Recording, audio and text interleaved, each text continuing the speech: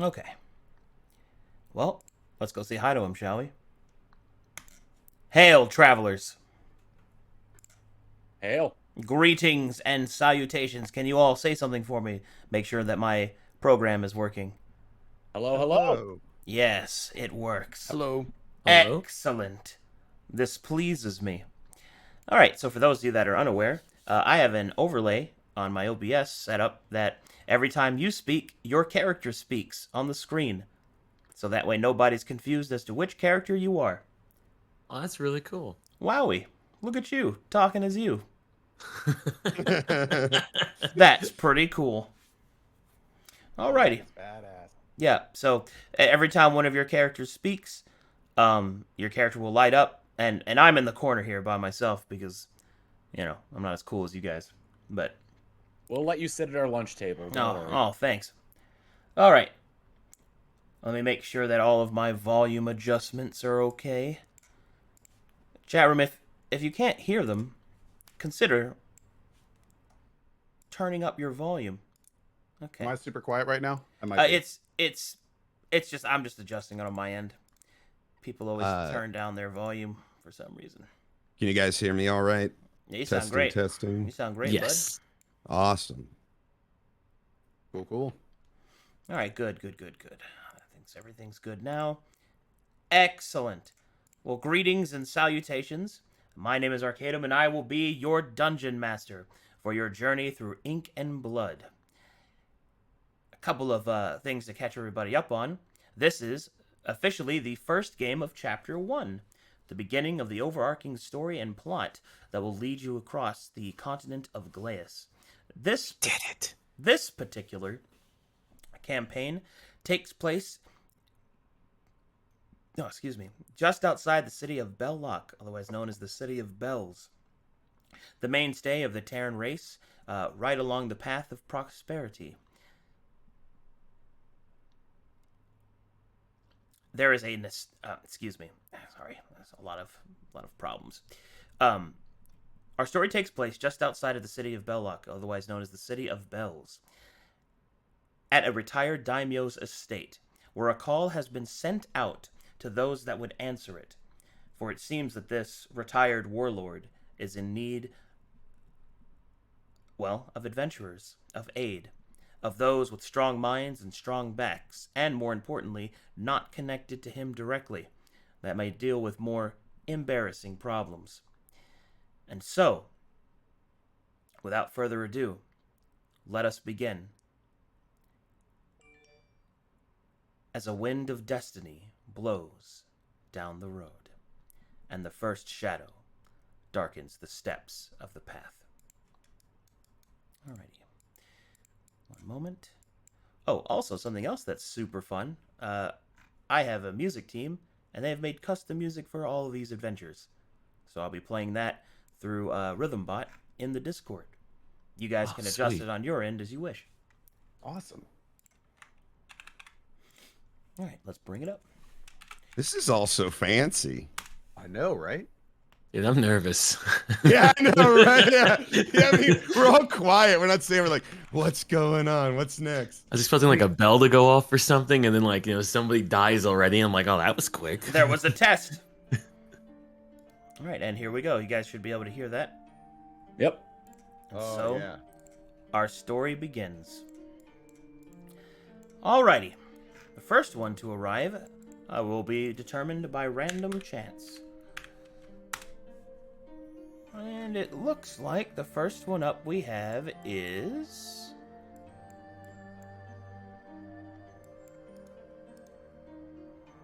Oh.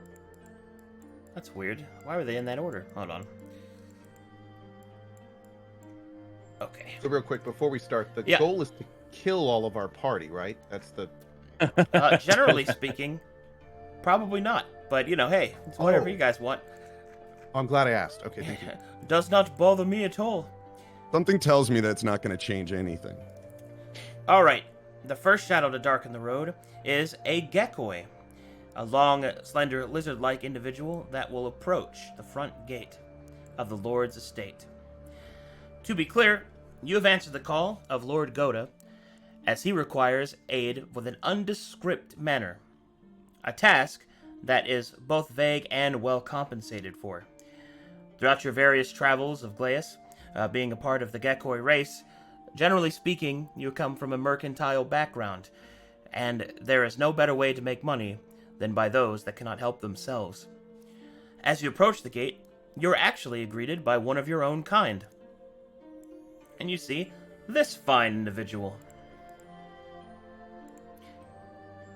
Alright, Tom, go ahead and introduce yourself and your character to the audience, and then you can approach this man. So my name is Tom Fox. I am a Gekoi cleric, undead cleric. My name is Koki Sube Uroko. I'm a little nervous, excuse me. I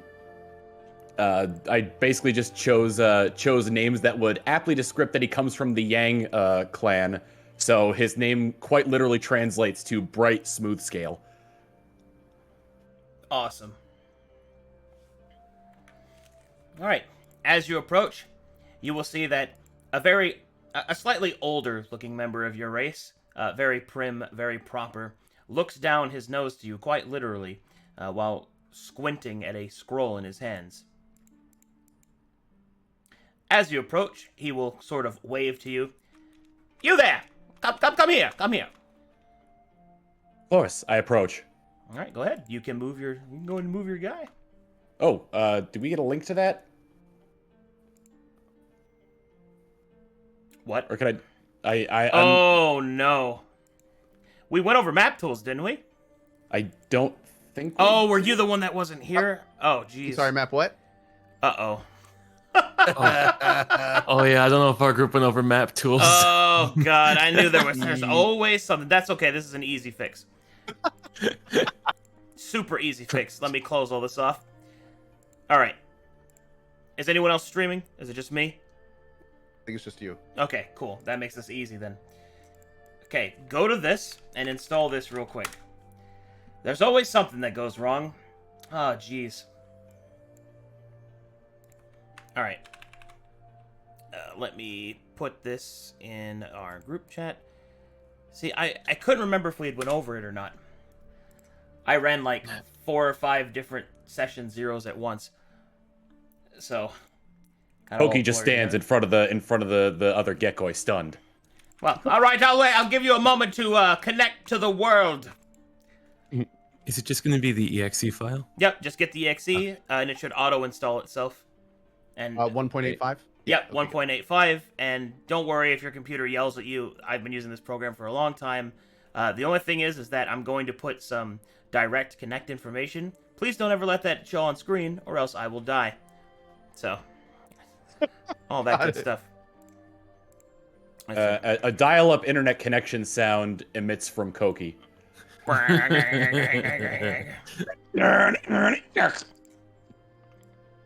I know I forgot something. God, that's my fault. That was a very big blunder from me. It's all good, dude. Yeah, dude. We're here to have You a are good running time. like, what, 5, 6 of these in parallel? Yeah. Alright, so, whenever you open that program and you see grass, you'll just see like a bunch of grass. Damn, I forgot something. Damn. I can't believe I forgot to do that. Oh. I see grass. Excellent. Once you see that, go to the top left-hand corner of your screen and go to File, go to Connect to Server, and then go to Direct Connect, the tab, and then input the information as I've shown you. You can put in your own username. Don't read any of it out loud.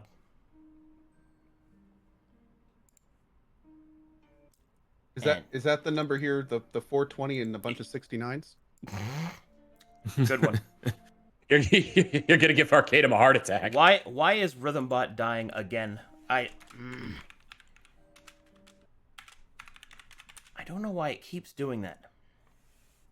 Rhythmbot just keeps dying. Alright, hold on. Let me mute everybody real quick.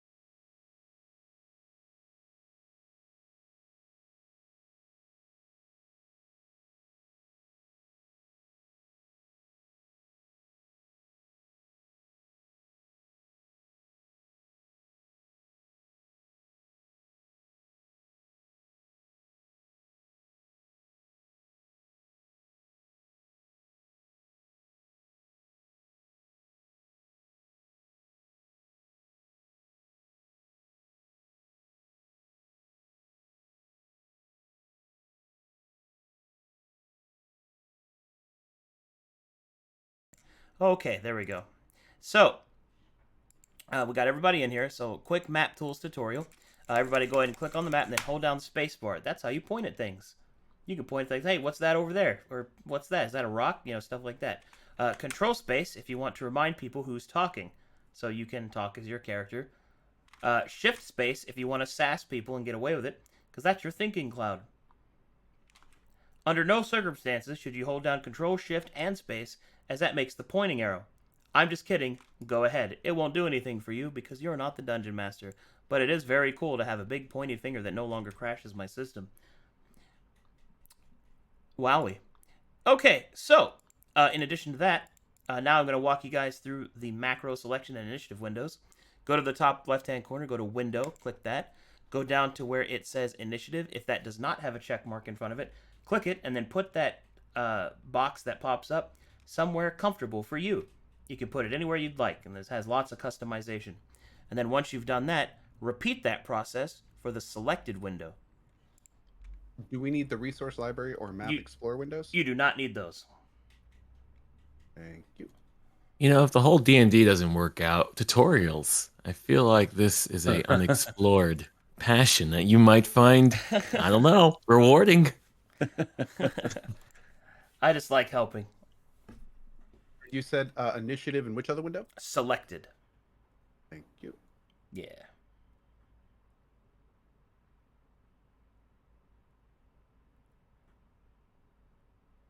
Will we be learning HTML? Negative.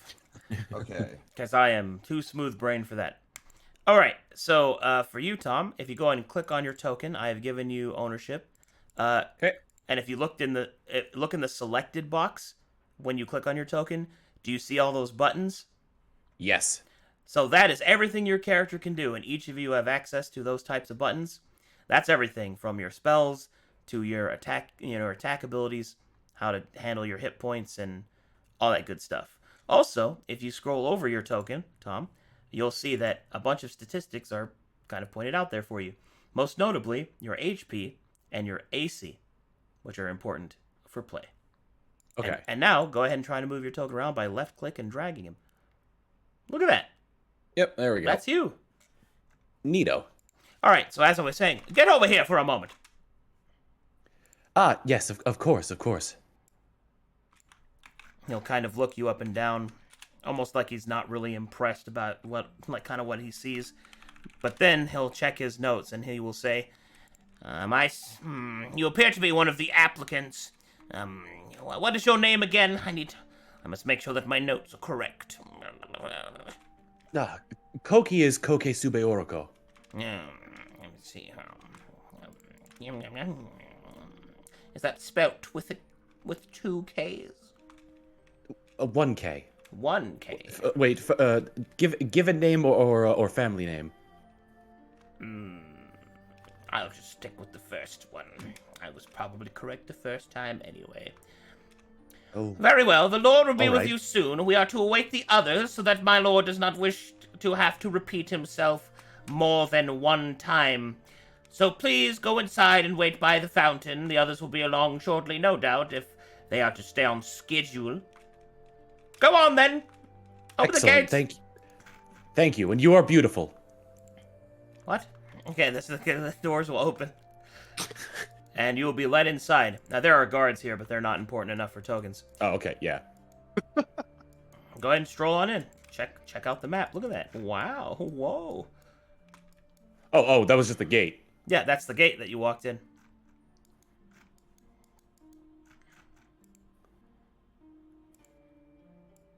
What lovely often we have scenery to- unfolds before me. How often can we break the fourth wall if we just have a question? Or Any- like once we're in, and not until the DVD commentary is over. Oh, no, you can ask a question at any time if you wish. Oh, yes, so the movement on this map, like, which is D&D in general, he could just move as far as he wants? You're a brand new player. Allow me to explain. D&D does not have the confines of, like, video games and stuff. If you want to go somewhere, simply go there. And I will tell you what happens. Generally speaking, depending on the DM, there's different levels of layering that they have available. I have this entire continent prepared for you, so if you want to go randomly walk off somewhere and do something, you can. Now, there is a purpose for you being here, and there is a story to be told, but that doesn't mean that you have to be in this area. If you want to investigate something, do something, you just do it. Got it. Okay, so it's not like he's got to roll 12 and he gets to move 12 spaces. No. He just moves. Okay, awesome. The only time that kind of stuff matters is in combat, which is when time enforces the kind of movement that you can take. But generally speaking, if there's no combat, he just kind of walks around and does what he wants. Yep. Oh, okay, cool. Koki's just gonna kind of meander in the garden. He's approaching whatever this is in the map. Make me an It's investigation check, and let me tell you how to do that. So go ahead and go to your token, click it, and then go to where it says skill on that macro list. It says skill check. You see that? Okay. Yeah, macros. On your selected window. Scroll down. On the selected window. Spells, combat base. Here we go. Skill check. There we go. Click that, and then a drop-down box will pop up, and you And then select go for investigation, and I do not have advantage. Boom. Now let me explain how this roll works. The number on the left is your total. The number on the right is what you rolled on the d20. With a 9, as you walk up to this sort of overgrown gazebo, you can see that in this overgrowth there appears to be an unkempt instrument, a large gong.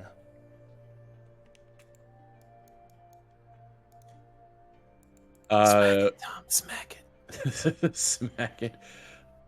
I guess I take a I get as probably I try to get as close as I can to it. Is this cut off at all in any place, or is it like a barrier or anything? Nope. You get closer, and as you get closer, you can see that the gong seems to have some intricate designs. Make me an Arcana check now. Take me a little while to get used to this. Arcana. There we go. 14. 14.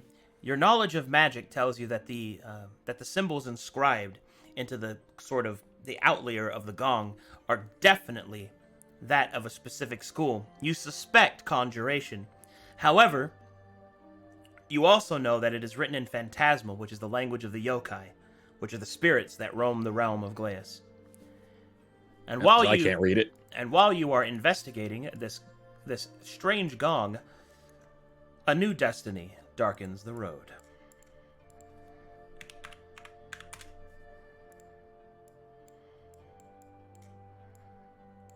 Alrighty, here we go.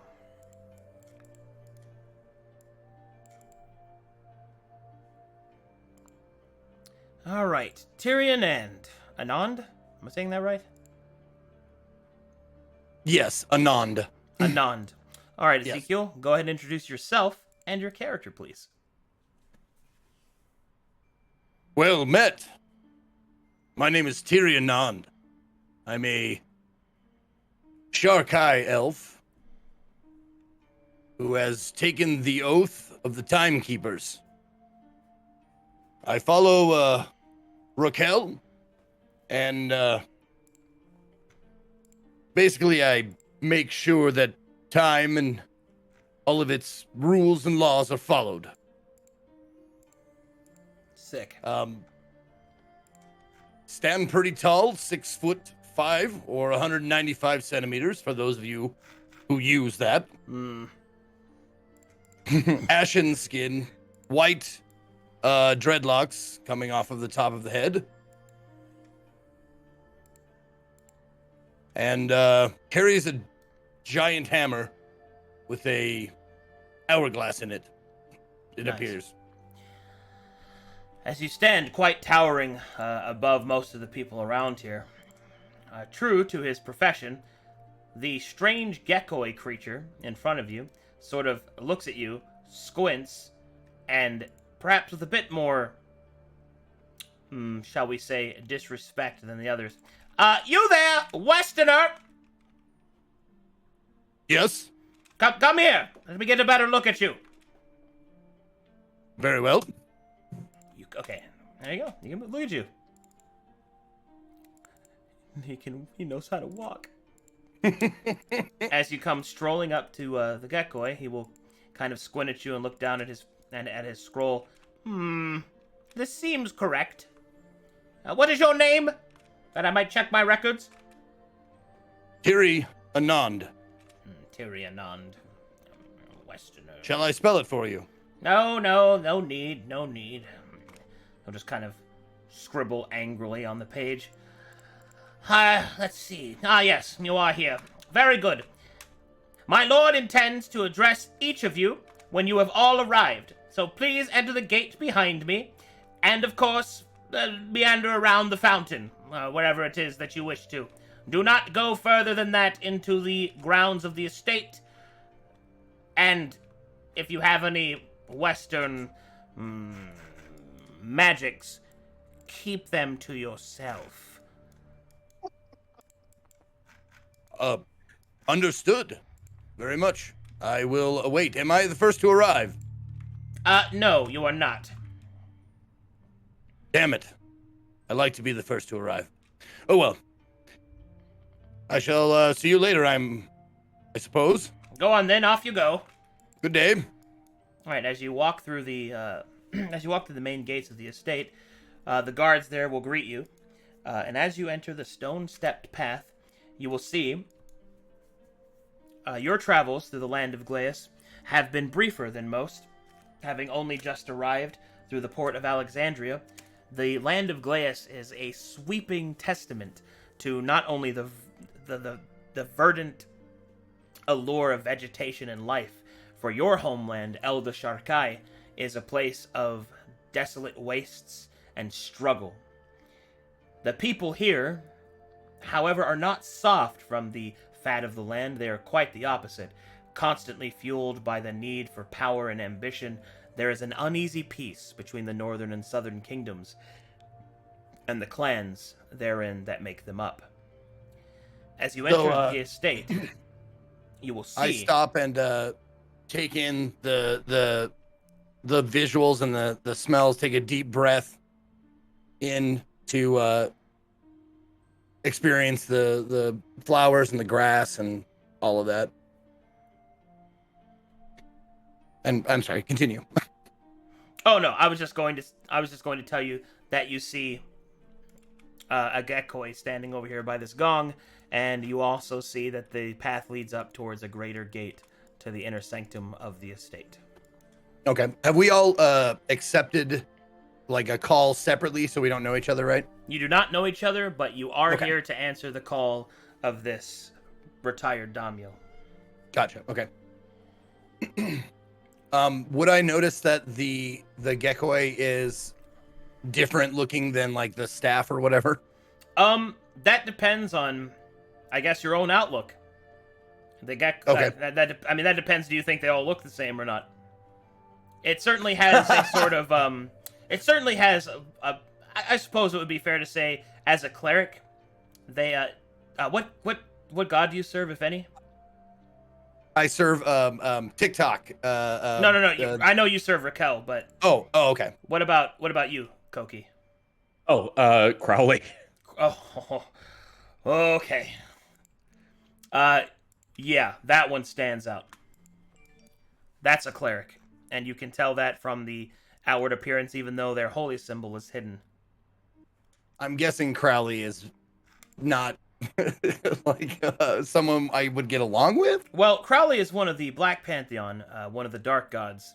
Now, you follow Raquel, who is of the Blue Pantheon, who is more about she's the patron saint of gnomes. So unless somebody was doing some messed up stuff to gnomes or time or anything like that, you probably wouldn't care as much. But Crowley is, after all, a dark god for a reason. So, Okay. a wizened person might keep a watchful gaze. Rhythmbot, I swear to God.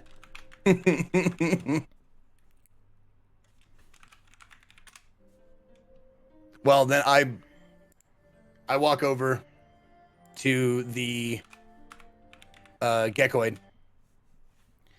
Go ahead. I assume I'm sorry to bother you.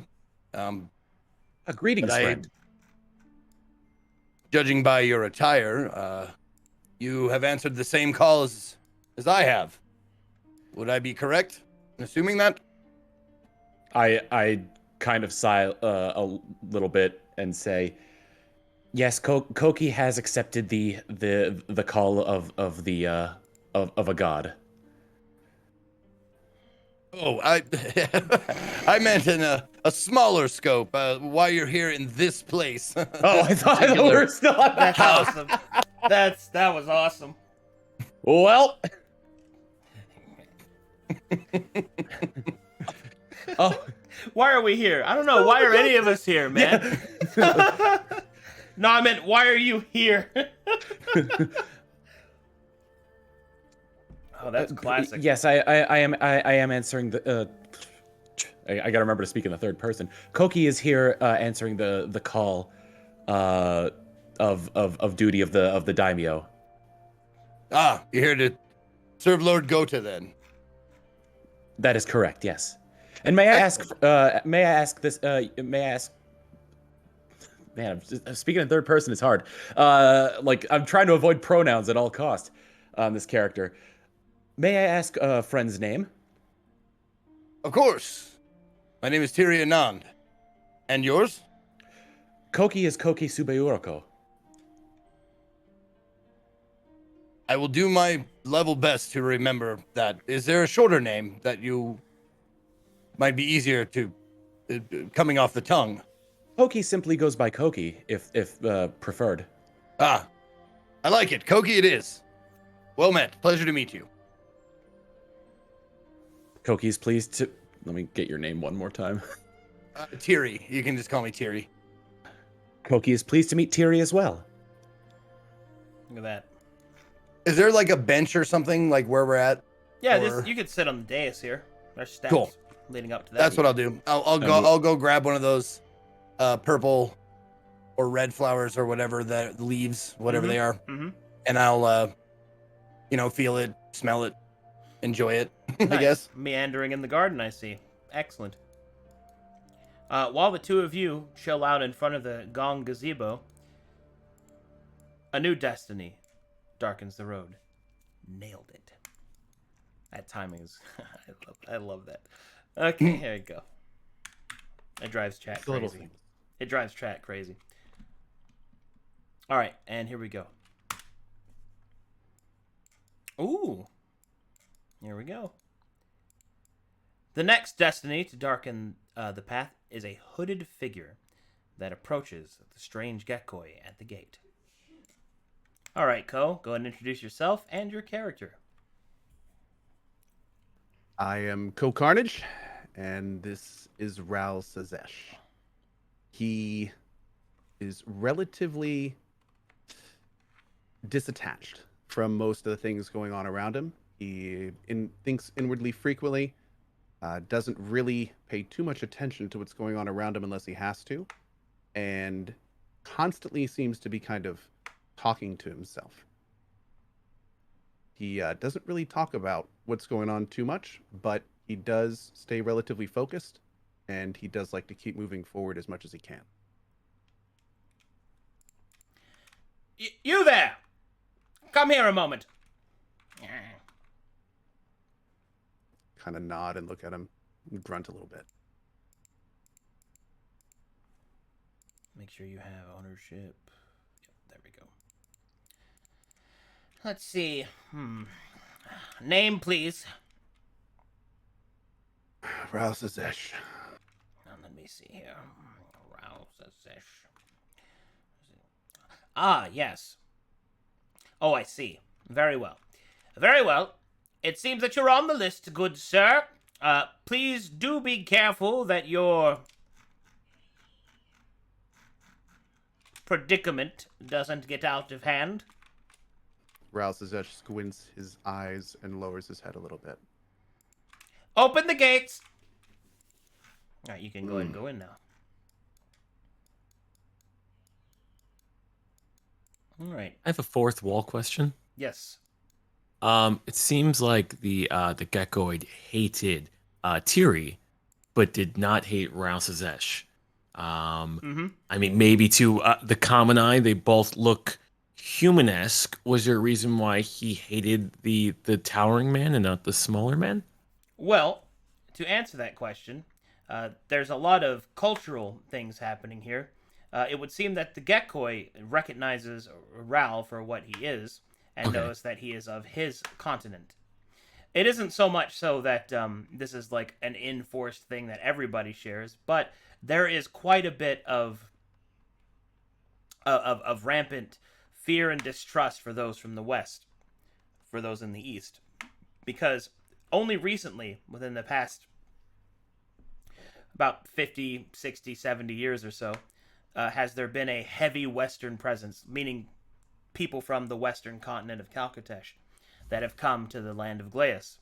And the recent construction, well, semi-recent construction of the port city of Alexandria has seen an influx of those from the West. Now, some have embraced these newcomers, but others are very xenophobic and do not trust them. It depends on what clan that you're from. It would seem that the Gekoi did not trust Tiri because he is a Westerner. Which is actually even more incorrect, because technically Tiri is not even from Calcatesh, he's from Eldashar Kai, but that guy doesn't know that because he's a little nerd that lives on this continent. Okay, so we should all hate Tiri then, is what I'm saying. Okay, got it. Well, not necessarily. No. Now, come on here. Let's. But anyway, please continue, Ral. So one thing for my my player friends here, Ral Sazesh wears a cloak with larger arms, and he tends to hold his arms in front of him with the two sleeves connecting, and he tries to keep those sleeves together. It is very clear if you look at him straight on that his arms do not look natural in their curve. They're more kind of like a U than it would be like two arms with an elbow. But it looks, you can tell he is definitely not flaunting his situation, if you follow me. All right. Gotcha. As you enter the estate, the guard kind of give you a sort of respectful nod, and what you see, Ral, is that the path continues upwards and towards the north, where you can see that there is the greater gate. You also see two individuals that seem quite out of place, kind of seated here in front of this gong. Make me an Arcana check as you look upon the gong.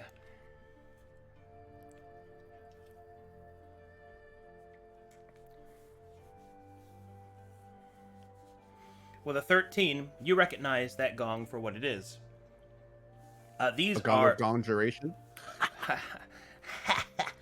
no, they are specifically a special set of gongs that were made by a master yokai smith known as Ollivander, which is believed that the gongs are connected to one another, and that the ringing of them can allow one to travel from one to the other.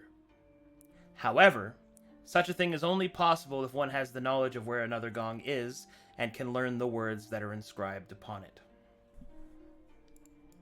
So noticing this, Ral Sazesh kind of walks up to the gong. He sees the other two kind of, chatting with each other and talking to each other. Without paying much attention, he kind of goes around the top side and kind of thoughtfully looks at the gong's side. All right. As you begin to take a closer look at the inscription, you're able to read the words, for they are written in Phantasmal, which is a language that you possess. You move your hands and fingers across the inscription, and it seems that it states lavender as its marking. So I kind of say the word out loud softly, and then turn to the two people there, and they can see that my arms part a little bit, but then without any real arm movement, my hood kind of pulls back from my head. I'm just watching this happen. Koki, would I need to make some kind of check in order to notice that he sort of like read, or read the gong? Well, considering that he was touching them with his quotations fingers, it seems that, and he did whisper something under his breath, so it seems that he was able to read it. Yes, you would also recognize him at this point, because it is nearly impossible to actually to hide it, especially from those that are natural to this continent. He is a Yozai, and therefore would be able to speak the language written and inscribed on this gong. Okay, you know what? Rhythm bot, at all I can take your shit. Okay? God, I don't know what it is. It just randomly doesn't work sometimes. So this is what I'm going to do. I'm just going to link you guys the songs, and you can listen to them at your own pace. And then I'll play them for chat, and then we're all going to be happy. I'll turn this car around. Yeah, I was going to say, Rhythm Bot, you're in timeout. Anyway, please continue. Koki kind of looks up at Ko, or I'm sorry, Ral, and says, "Friend can read inscription?" Ral kind of looks at the lizard up and down, and kind of squints his eyes a little bit. The gong says lavender. You're grasped by God as well, are you not? Unfortunately, yes. Unfortunately, we may get along. Koki does not like to talk about it. We have a lot in common. So I kind of look at the other person. Who's your friend? His friend can speak for himself if you care to address him. Lavender, you said. What does that mean? This gong has a power, but we need to find one or more of them. I don't know much about it. We'll have to ask Gouda or whatever his name is. Gota. Oh, yes. So you're here to answer Gota's call as well. Ral kind of looks around. Why else would we be here? I don't know. That's a good question.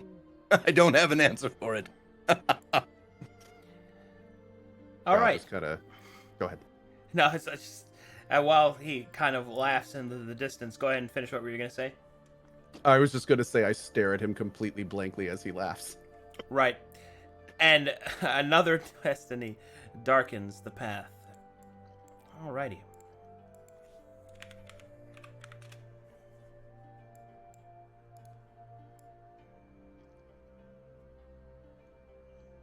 Alright. Whoops. Okay. Alright, here we go. Chilled. Go ahead and introduce yourself and your character. Hi, I'm Chilled. This is my first time ever playing D&D. A little overwhelmed. I'm going to try my best. This is Jerry. Jerry's a half-elf Gregorian rogue. Jerry's not his given name. I guess Jerry was his acquired name. I guess a name he picked out for himself, but not a name he was given. He trusts no one, which leads to him being trusted by no one. I think he's a good guy. He's here to see what happens. Nice. Well, as you approach... You there, come here! I'll kind of give you a squinty eye look. Kind of look at his scroll. Ah, yes. Yes. Another Westerner. Very well. You seem to fit the description. Apologies. My lord awaits you on the other side. Gather at the fountain, and he will call all of you at once and address you all at once. My lord's time is not to be wasted. Understood. Am I the first to arrive? You are not. You are the... He'll look down at his scroll. Fourth. Damn it. I like to be the first to arrive. All right, I'll head to the gates. Thank you for your help. I've heard that before. And as you go inside... I gotta learn this program more because like the way you make like the characters kind of come alive by like rotating them and like scaling them and whatnot and like turning them. It's so good. Well, I could show you how to do that. Pretty easy. First of all, you can right-click on your token and go to flip, and you can horizontal flip, and you can vertical flip if you want to like be upside down. You can also flip yourself into another plane of existence by using the the isometric plane if you want to be super funny about stuff. As for how I turn stuff, like turn characters and whatnot, this was a little bit more complicated, but click on your character, like I'll click on your token. Oh, that's Whoop! Sorry, sorry. Okay, click on your token, and you can use Shift Scroll Wheel to do quick turns, or you can use Control Shift and Scroll Wheel to do what I was doing, where you can look at things and do things like that. That's so cool. Yep, and you can, and I use it to add animation to the characters as they talk. But yes. Anyway, Jerry, as you step out onto the path, you can see that there is a small crowd of individuals laughing, talking, being quite lively. Slowly looking down. Ominously turning, things like that. I'm going to approach them and then just not say anything. I'm just going to stand behind them. Okay. Just kind of observing what they're doing, listening to conversation. They're using very big words that I don't know if I fully understand, but it seems like they're talking a little about the in scripture from what I've gleaned, and possibly why they're here. Jerry's not really that interested though. He's just answering the call. All right, Jerry. You all see a half elf individual kind of walk up and just kind of stand there. You guys can interact if you'd like. Greetings, friend. What is friend's name? I'm Jerry. What do they call you? Koki is Koki. Are you playing tricks with me? What does Koki is Koki mean? That's his Koki. name. You'll get used to his manner of speaking. Oh, thank you. And what do they call you? Tiri Anand. You Tiri Terry. for short. Mm-hmm. And the man in the back with the hood? We have not actually introduced. If my friend didn't interrupt me, I would have told you my name is Rawl. Well, it seems like you got a nice little gaggle. What did I miss? Came a little bit late. Got the invitation a little late. How are you guys doing? And Koki apologizes for not asking your name, Rawl. It's fine. We're doing well. We're just admiring this gong, trying to suss out its nature. It says, according to Rawl, it says lilac, lavender. It says lavender on it. Well, I don't know. Can I do a skill check to see if I can read that, or not even close? Oh, absolutely, good friend. Roll for me a religion check for you. Got it. So, click on your token. Go Got to the it. selected window, which is one of the windows I had you open. Got it. And then go down to where it says skill check. Click that. Got it. And then you'll see a drop-down box appear. So click the drop-down, and then go to the specific skill, which in this case is religion, and then hit OK, because you do not have advantage. Only Jerry's owners can impersonate to run hold on, macros. hold on. Jerry doesn't have control over his own body. Here, let me fix that. Go ahead. Now you can do it. Religion. No. Do you have advantage, and that's no? That is correct. No advantage. Got it. So it says I'll check to see what it really reads. With a 21, as you take a closer look, you are unable to read the phantasmal words there. So you're unable to read if it actually says lavender or not, but you notice something that the others do not. Hidden behind the lavender, as you kind of push back the flowers, you will see that it is marked, strangely enough, with a discus. Discus, in this case, means that it is a circular engraving, and it seems that there is a piece of jade that points to the east. Well, I suppose you three didn't notice this, but there is a piece of jade that points to the east. I'm not too sure what it means, but to be honest, I think it's something maybe we should refer to Kuki, for they seem to be a bit more of the religious one.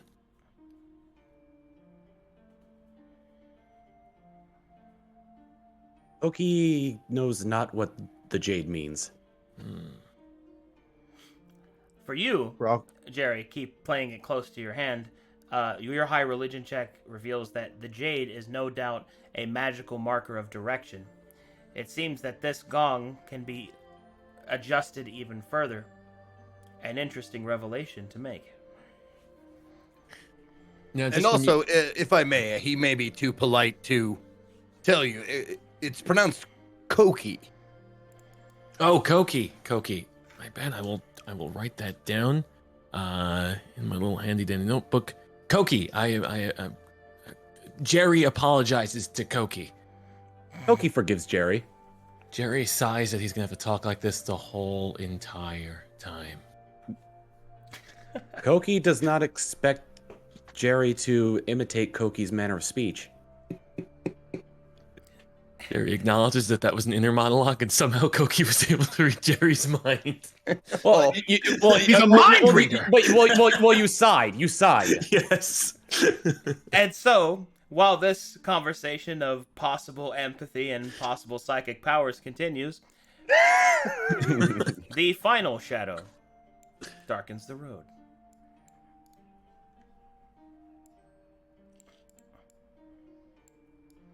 All right. And please introduce yourself and your character. Hey guys, I'm Elohim. I stream here on Twitch, and this is my character, Elliot Milik. When you first see him, he's wearing a vest with his arms revealed. He's very, very pale. He's just a little under 6 foot. He is quite gaunt, and you can see his arm muscles are developed but kind of taut. And so is his face. What would be normally probably luscious hair seems stringy on top of his head, discolored, a little unkempt. And he walks up and kind of is just looking around sort of absent-mindedly. You there? Please, one moment, please. And he walks up. Let's see.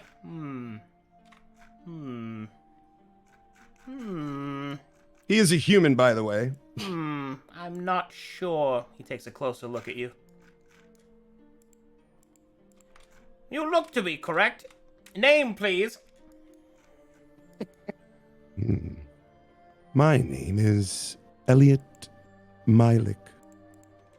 Elliot Milik. Yes, I believe this is correct.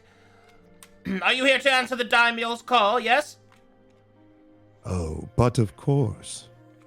Excellent. Then please venture inside. And you are the last to arrive, so I shall go and inform my lord that you are here. Thank you very much. All right, he will kind of... I don't know how else to describe this, but a tight ass will move up like this as he walks inside. Just imagining how a frilled lizard kind of walks on their hind legs. Yeah, basically. You But sound like an enemy from Dark Castle from back in the day. but somehow he Oh, sounds wow. Go. but somehow he That's sounds awesome. even more pretentious while walking like a frilled lizard. I follow behind, and I'm just really taking my time, one step in front of the other, He as is I he's go through the gate. he's a skitterer, so he's just gonna He's booking it. he's like, my lord. Oh, please favor me because I suck. All right. When you get to about here, you can notice that there is now an even larger crowd of people around this gong. I take a look over there, and I look a bit hesitant, probably, if they're staring at me. I take a deep breath, and I start walking over slowly to the group. Oh, greetings, friend. When you say friend to me, my face immediately, you can see some sort of like hesitation or surprise even. Oh, you refer to me as friend. Koki likes to think that everyone is friend. Well, I would be absolutely It would be, he's kind of taken aback a little bit. It would be my honor to be your friend. My name is Elliot. Koki And learned I- from last introduction that Koki should say Koki's name is Koki. Koki Koki. is your name. Correct. It is a pleasure to meet you. Elliot, And I bow a little bit, kind of awkwardly. Koki bows back. Elliot, you say? Well met, Tyrion Nond. I wonder how many people we're going to expect, or seems like a lot.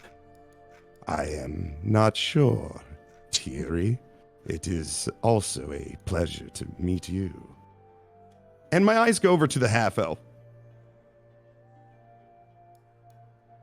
And your name?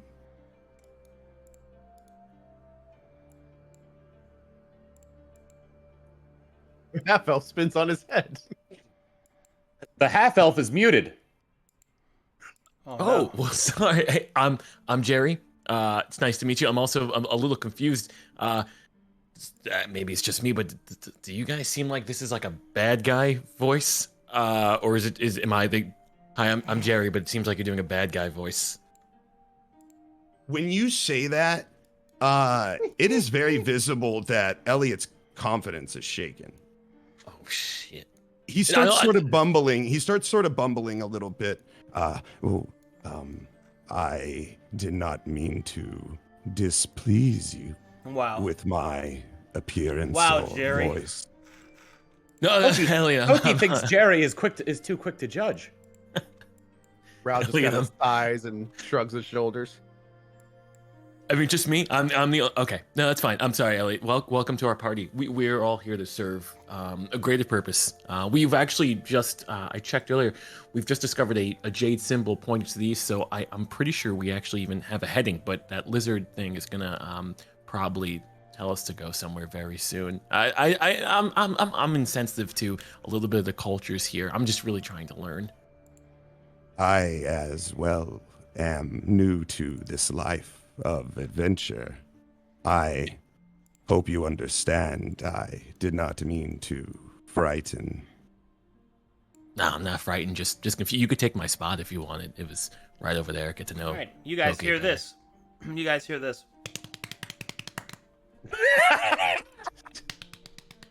I think that was the lizard thing.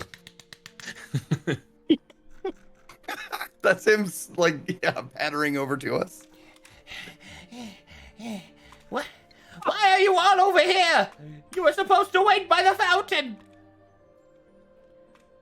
Koki received no instruction as such. Yeah, I told you to follow me. The Lord awaits.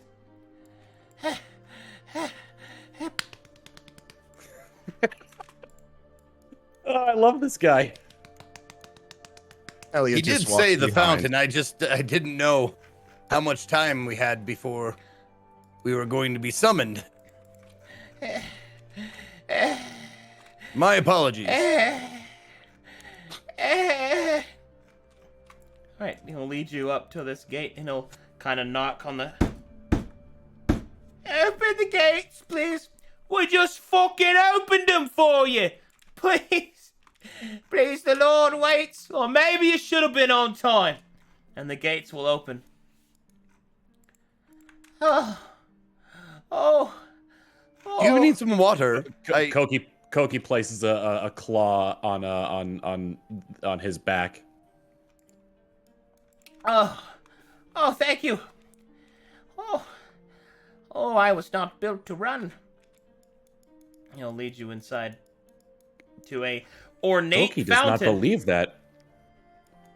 Koki does not believe friend was not built to run. His friend runs very fast. All right. My lord awaits you inside. Oh my goodness. Is there an obvious door that he's pointing at or something? There is a door here. Cool. Okay. There's a large temptation to cast Spare the Dying on him. Yeah, I'm moving to the door. Okay. Could we do Elliot's something? admiring the fountain as he walks by, just eyeing it. Jerry's eyeing something in the fountain too. Is there a way to check to see if there's something in the fountain? Of course. Roll me a perception check. You're gonna try and steal the coins people throw in there for wishes? Yeah. We're gonna find, we're gonna children's find out. wishes? Well, Jerry, as you no doubt search the contents of the fountain for any coins that those individuals might have thrown into it, you see that there is none. For that is a Western cultural practice. But your roguish eyes do spot something else. The eyes of this fountain are small jewels. Oh, I want to. Maybe not now. I keep those. I keep that in the back of my mind, and then I scurry along to the rest of the visitors to not be too late and suspicious. All right. Well, as you approach here, you can see that a handmaiden, who's not important enough for a token, will open the door and gesture you to go inside. My lord awaits for you inside. Do you enter the estate? Yes. Oh, Yep, man. yes. And now for one of my favorite parts.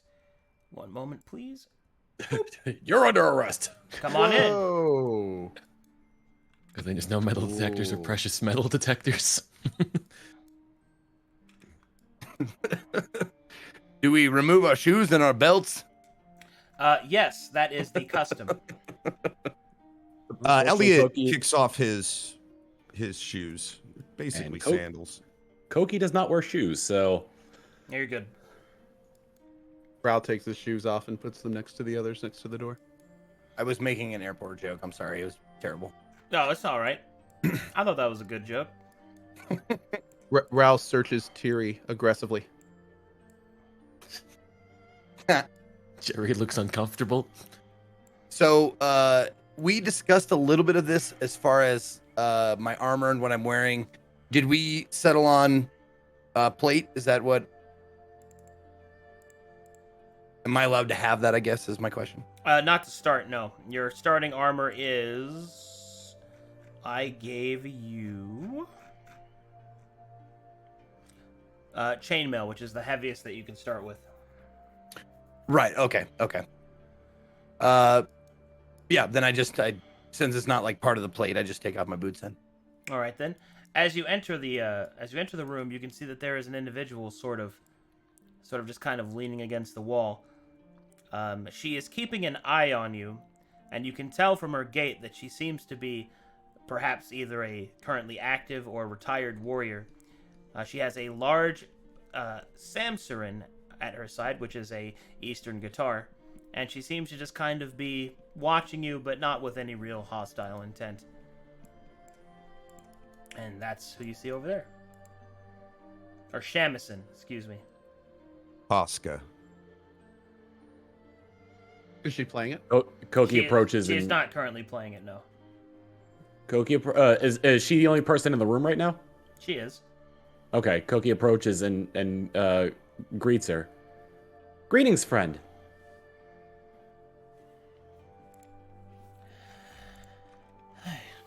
Greetings to yourself, huh? What brings What is you friends- to my lord's estate?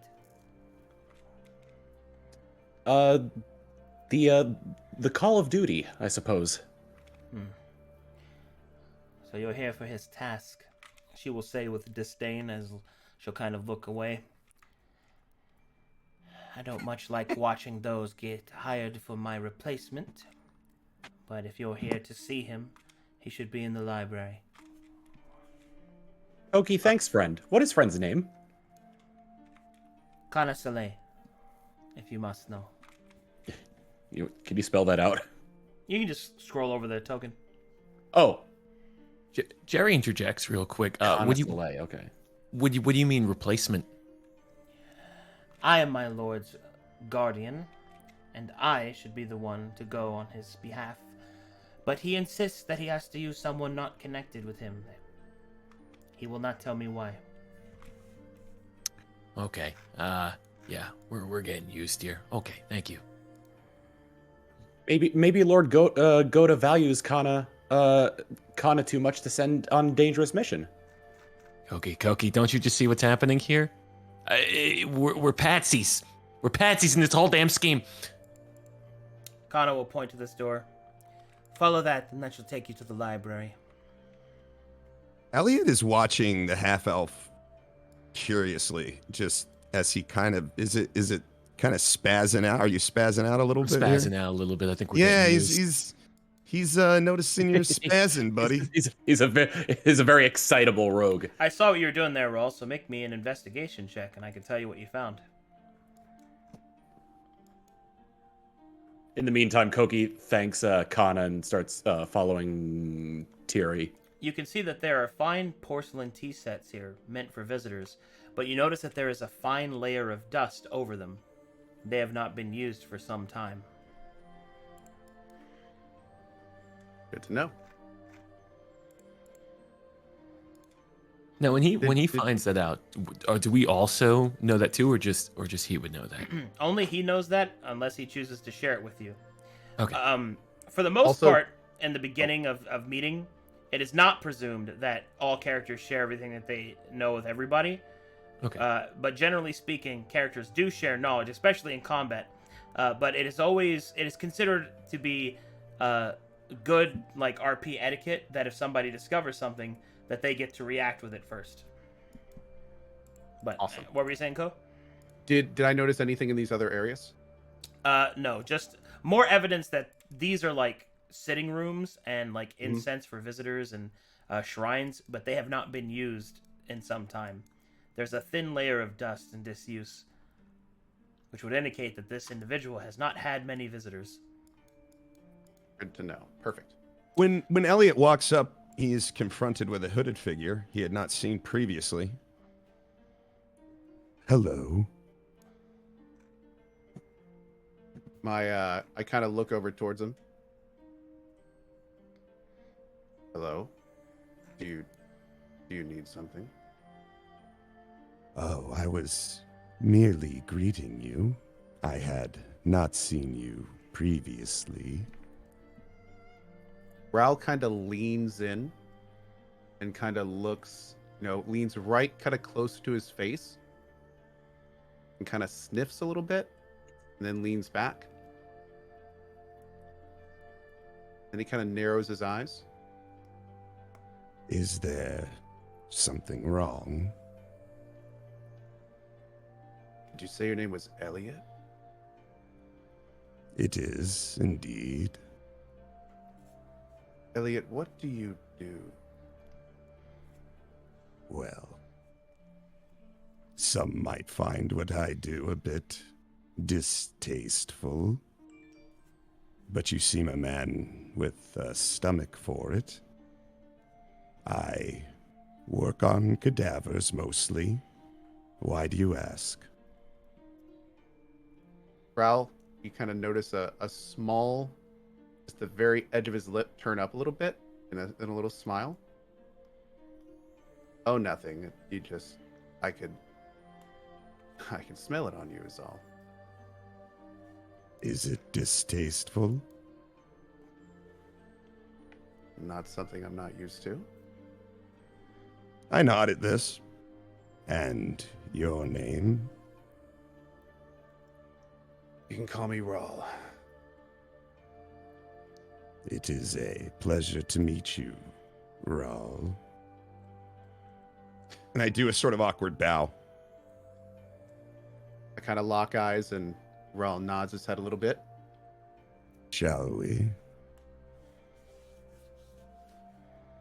I kind of move my left elbow where I would normally hold out, where a normal person would hold out a hand to gesture somebody forward.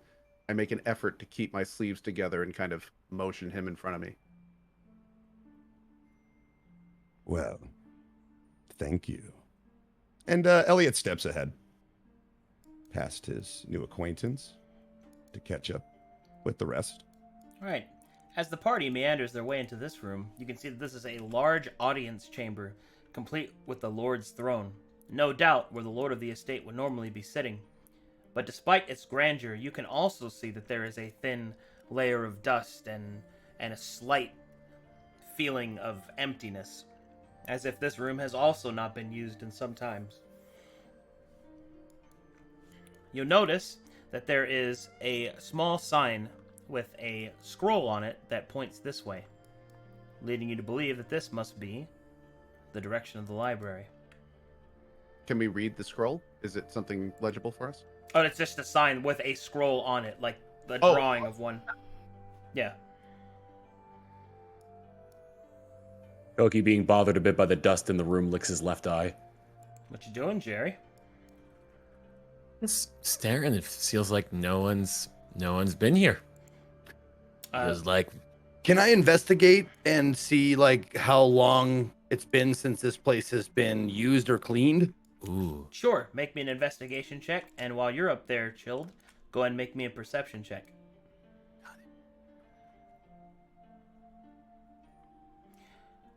Well, Thierry, as you take a closer look, and being one who is practiced in all things that are related to time, you think that people have walked in this room, but there's a certain amount of unpreparedness it would have for visiting dignitaries and things like that. The drapes are not pulled backwards, the banners haven't been pressed. While there are people that move about this room, no one has prepared it for use in quite some time. You're not exactly sure how long, but at least a year. And It with your, seems that this place has not held guests for quite some time. and Jerry, with your 15 perception, you notice that there's very expensive gold lacing on the pillow here and on the throne here, and that there is a kind of like a jade decorative panneret above the throne.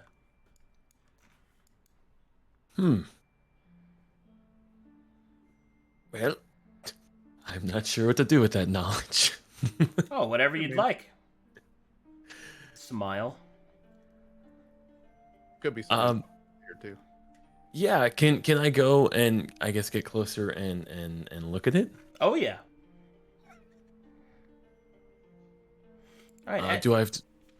When you get to about there and you get closer, you notice that the decorative, what you thought was just an etching, actually turns out to be, oh god, I forget what this term is, but it is I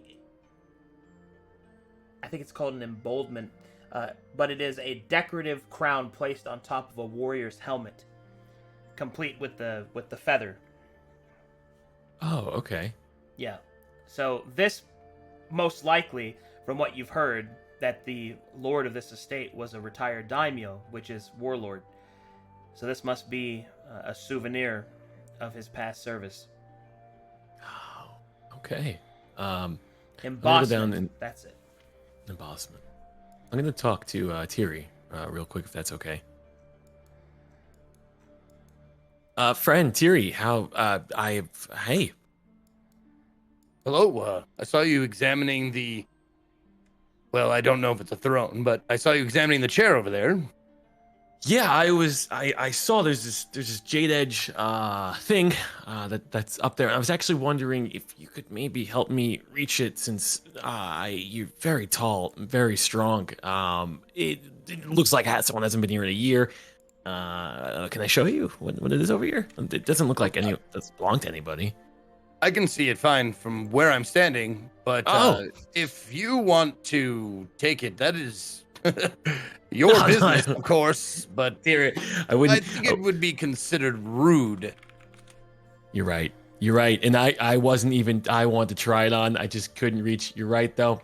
Not my business. I would hate to upset our guest and our lovely host here. Paladin At and this Rogue, point- buddy cop time. But I'll tell you this: maybe we ask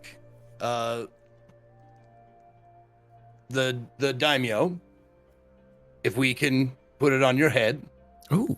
see if it fits, and put it back. I don't see any problem with that. If that's I would do. Yes, I mean, if we could spend maybe just a few minutes before heading east, just maybe trying it on. I have an aspiration for shiny things, but I really feel like if I touch it, something bad's gonna happen. So Ral That's comes why over, we asked first. Yes. kind of listening into this conversation, and uses Mage Hand to kind of squeeze Jerry's arm and kind of leans in a little bit. Can we at least get paid first before you loot the place? Ral, you're right. You're right. You know, my bad. Let's see where the adventure lies first. But I don't want to give this up too easily. It just seems like such an easy grab. Also, Jerry's being very open about his intentions with Ral, which maybe seems like a bad idea. But at the same time, Ral also seems a bit, well, mischievous. On the shadier side. Yeah. Hold on, I gotta really drive this point home. You know, I'm not gonna lie, bro. I like the cut of your jib. Oh, jeez. All right. And a budding friendship was born. Yo, we Jerry- doing crime over here? Yeah, exactly. Oh, Jerry, you like crime and looting? Hello, fellow criminals. at least there's another one. All right, as you guys move over here and you open the door to the library, you can see that the area is filled with tomes and books, a private collection that, well, challenges that of any government-focused one. This is a collection of someone who is either very rich or well-connected. The knowledge Elliot. here, Oh, excuse me. the knowledge here is written not only in the Eastern languages but also in the Western languages as well, containing tomes and books from both continents.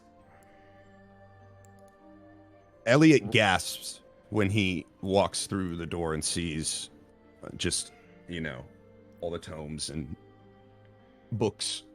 He is now looking, not frantically, but it's probably the first time they would have noticed him getting excited. And he's just kind of, fingering through all the different titles.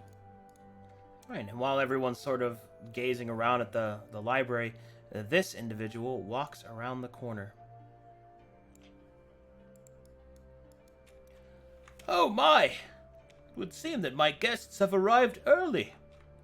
Or perhaps am I late? Greetings and salutations to you.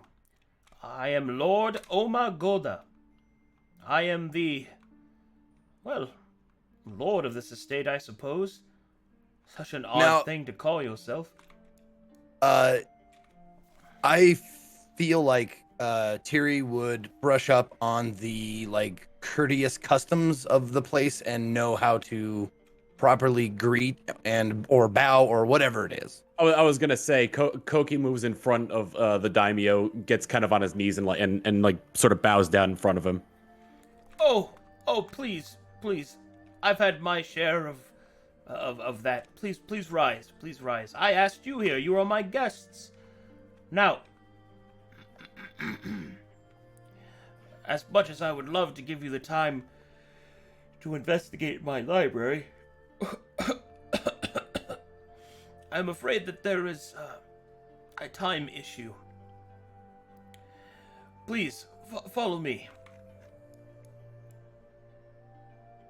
And As they're walking, older Koki man kind of notices the coughing and asks, is Lord Goda doing well? Oh, I have done well in the past. It would seem that I am getting older. A strange prospect for one of my kind.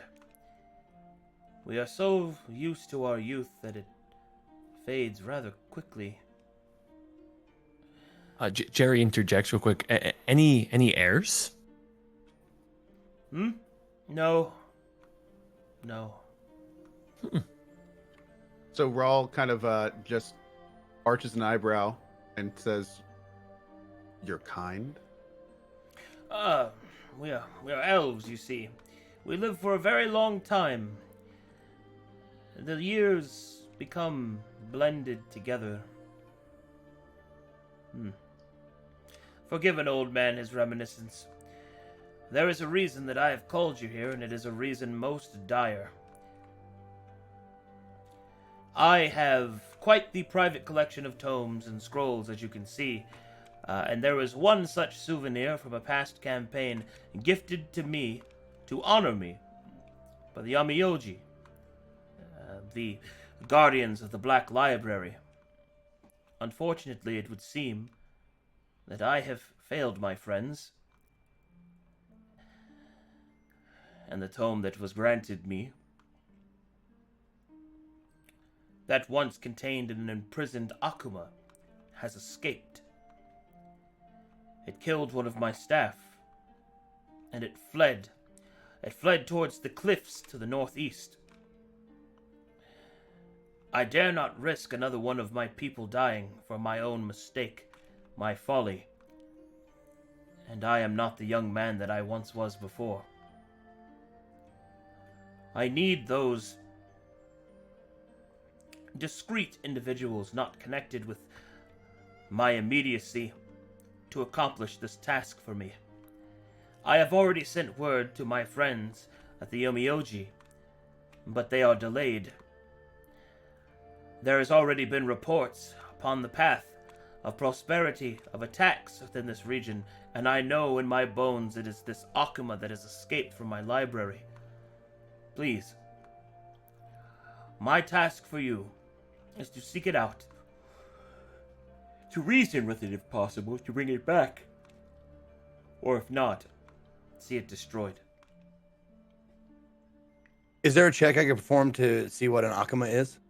That is a religion check. Okay. I'm a little unfamiliar with 5e insight.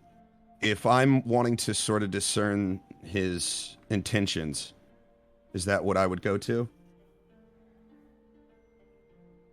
Well, so insight has a multitude of uses. Insight can be used to tell if somebody's lying, obviously, which is the most common use. But insight can also tell you someone's emotional state, or perhaps provide another intuitive, insight into what it is that they're going through or feeling or speaking about. So feel free to roll insight if you'd like. Sure. For this particular part about the Akuma, is this the kind of thing where if we're searching ourselves to see if we know anything about it, we just roll a religion check? Or is it like... That is correct. Okay. Yeah, I have no control over Elliot, by the way. Oh, I'm sorry. I have to give you ownership. No worries. There you go. You should have it now. Thank you.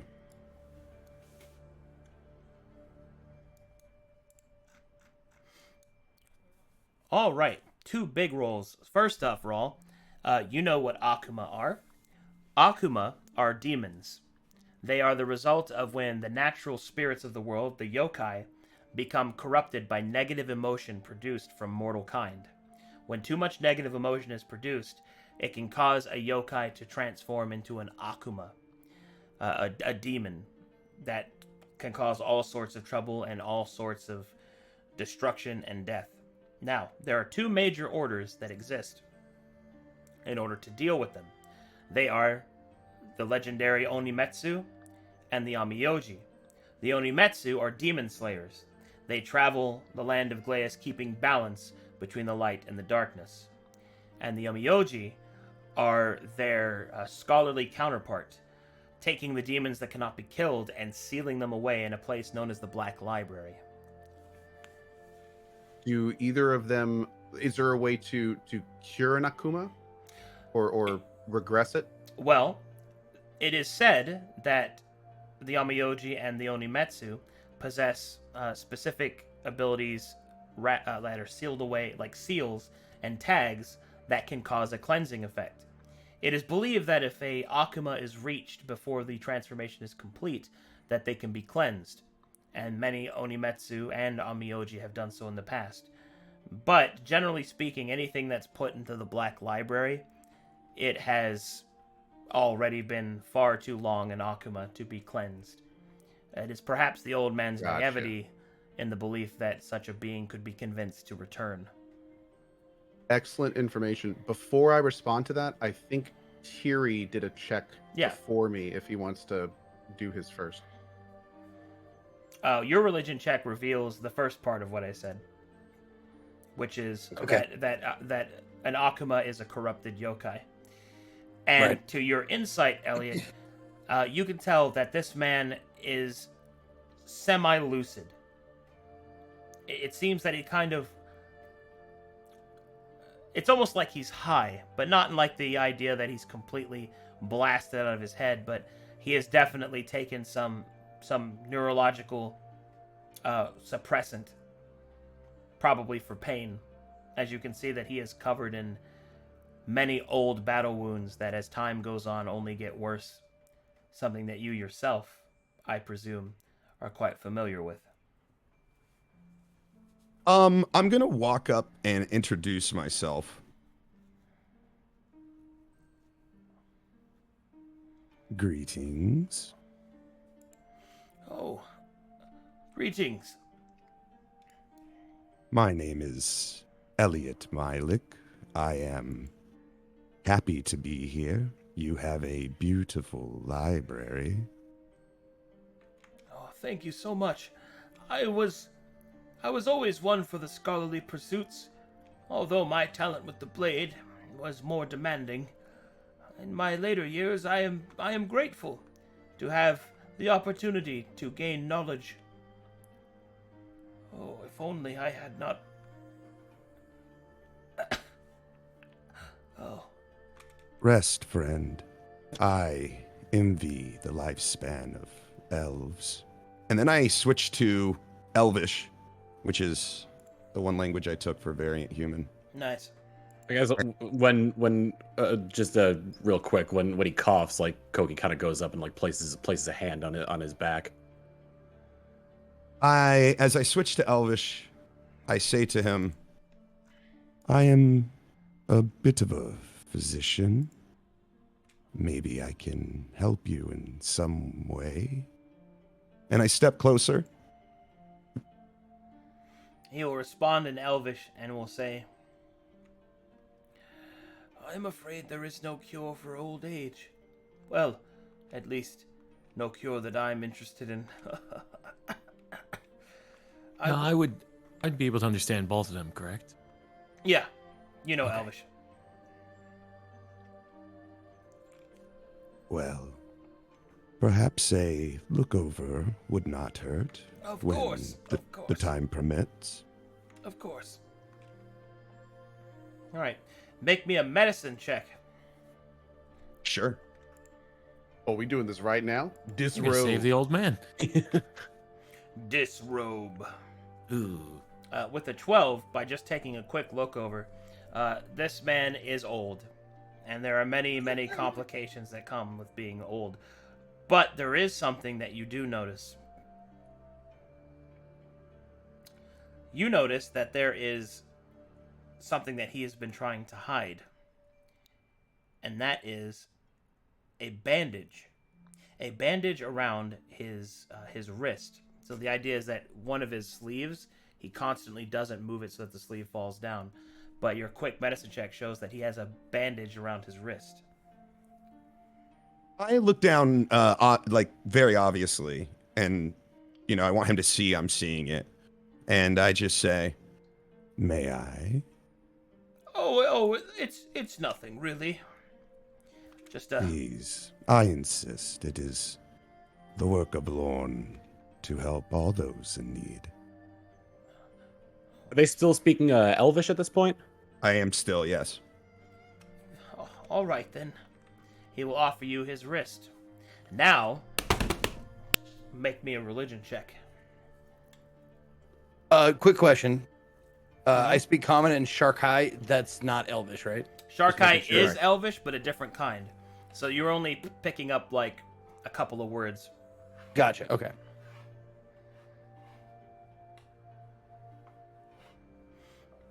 All right, with that religion check, Elliot, as you unbandage the wound, it is a clean slash mark across the wrist with no hesitation. And the way that it is cut is not for something as dark as ending one's own life, but rather something that is very ritualistic. I give it a very curious look, but before I can really think too much on it, I'm gonna go ahead and use a key point of Hand of Healing All on right. his cut. All right, you seal the wound, but you also notice that the daimyo is actually watching you as you do it, and sort of like looks relieved that you just heal him. But your high insight earlier definitely reveals that he was nervous about you looking at that wound. I look up at the daimyo and I say, "Do not keep weaknesses to yourself, or friends may not be able to help you. Though I understand keeping some secrets." And I wink at him. The old man doesn't know what to say, so instead we'll simply say, I thank you for your healing touch. That's quite impressive. But to the matter at hand, will you do this task for me? Is he looking at me like specifically, or He's is he looking more at just kind of? everybody. It's kind of like an everybody question. I answer pretty quickly, and I just say, "I would be happy to help, perhaps for access to your library." Oh, such a thing is free once the task is done, to all of you. I was thinking something more practical. Perhaps a payment in jade. That's the gold of Glaeus. Such things are necessary, though I do not speak for my new friends. I'm in. Ral just kind of nods. Are we all to handle this together? Or is it... I would suggest that you travel together, for it is very dangerous where these cliffs are concerned. And if you are unable to convince the Akuma to return, you may have to destroy it. Not an easy task for one person. Did you say earlier that the Akuma was trapped in a tome? Did I hear that correctly? It is difficult to explain. It is more of a page of a tome, but yes. Are we to convince it to return to the tome or to the library? Return to me, if possible. Ah. Ral kind of looks over at Tiri. There's an entire order designed to destroy these things. Our party, all together, may not be enough as it is. I wouldn't hold your breath on a return. Can Jerry So- interject? Yeah? Okay. I also speak a little bit of elf. I heard those two guys talking, and they were essentially saying this thing attacked him and ran away. But I don't know if they really plan on either of us getting back. So I'm in agreement with my shadowy figure down here. If the old man couldn't contain them, what are we gonna do? So it's in my nature to just, like investigate, look at everything. And is it possible that I saw the cut on his wrist? From the angle, you saw that he was healed, but the ritualistic nature, probably not. Okay. So I don't want to, meta or whatever, but it would be fair for me if I saw the healing occur, that there was a wound on his wrist, yes? Yeah, and you could ask about Okay, that. cool. But Cool. Alaheim specifically kept that secret, so. I'm sorry if I'm prying, but it always helps to have all of the information if you're going to tackle something dangerous. Does whatever happened to your wrist have anything to do with this Akuma?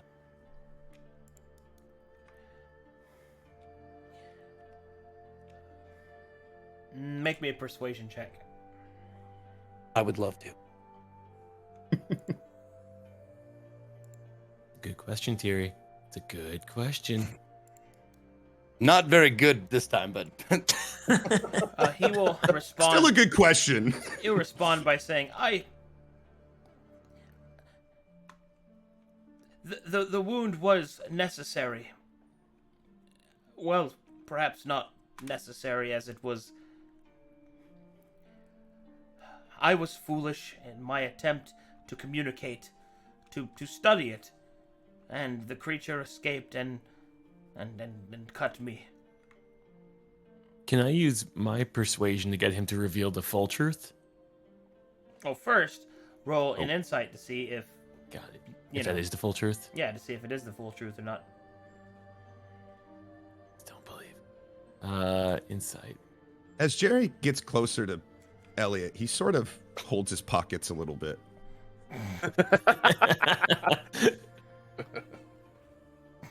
What, you think I'm gonna rob you, Elliot? You got nothing of value there. Yeah, I wouldn't rob you. Look at that face.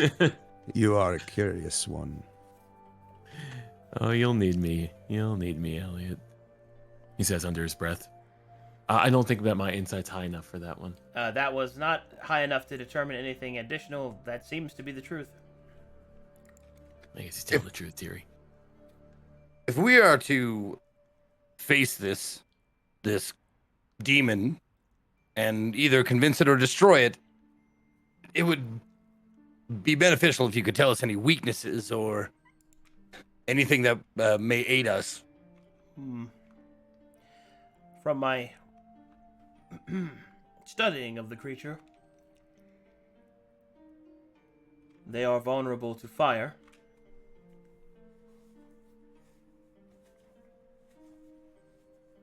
Can I ask a question?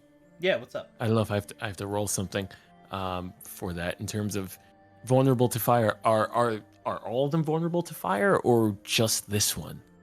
It would be safer to assume just this one, as yokai are very different and varied. Got it. With that, I have another question. There seems to be no defense. That may require a perception check. I'm curious why there's no defenses in this whole entire land, especially if there's this evil black books that exist too. I guess I'm giving him a lot of sass and snark right now, trying to figure out how the hell this could have even escaped.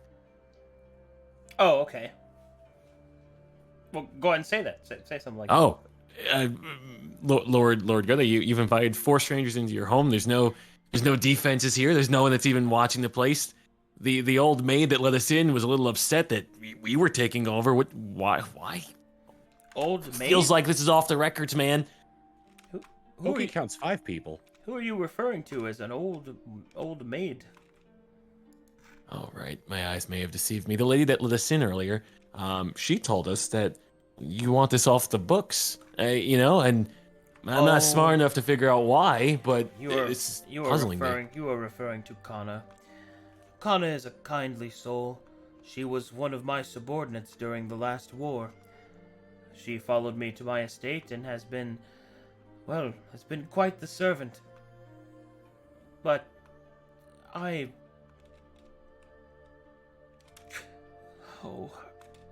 do not wish to involve her. It is an unsightly affair. Very well, I have not been very truthful with you, and that was not my intention. It is difficult to explain. You see, my wife became very ill, and it is said that the blood of Akuma can, cure such things. It was my intention to cure her, but it did cure her, but turned her into something terrible, misshapen, and she has escaped the estate. And now, to think of her, a savage in the caves eating people, I can't, please. I cannot send anyone of my own estate. They must not learn what has happened. Besides, I could not bear for them to see it. Please. Jerry feels like a dick. Can he roll for that? To feel like a dick? Yeah, empathy. You could just first time. I mean, you don't have to roll for that. I suppose you could just have it if you'd like. Dude, I'm getting Full Metal Alchemist vibes. It's not comfortable for me. Is there any like seating around here? Not in this part of the library, no. Okay. Koki still has his hand on the back of the daimyo and says, Lord Goda should consider Lord Goda's health. Lord Goda should sit down. Oh, please, understand that I've been restless for so many nights. If my wife cannot be saved, I would rather her face a proper death, so that I might bury her, and I might finally stop lying to my daughter. Please. Just... Lord Gota, what was your wife's name? What is your wife's name? Miko. Rawl asks up, is there no way to turn her back? I do not know. I have scoured the books and the tomes. I had thought the blood of Akuma could cure her. It is what the Book of Ona said. But...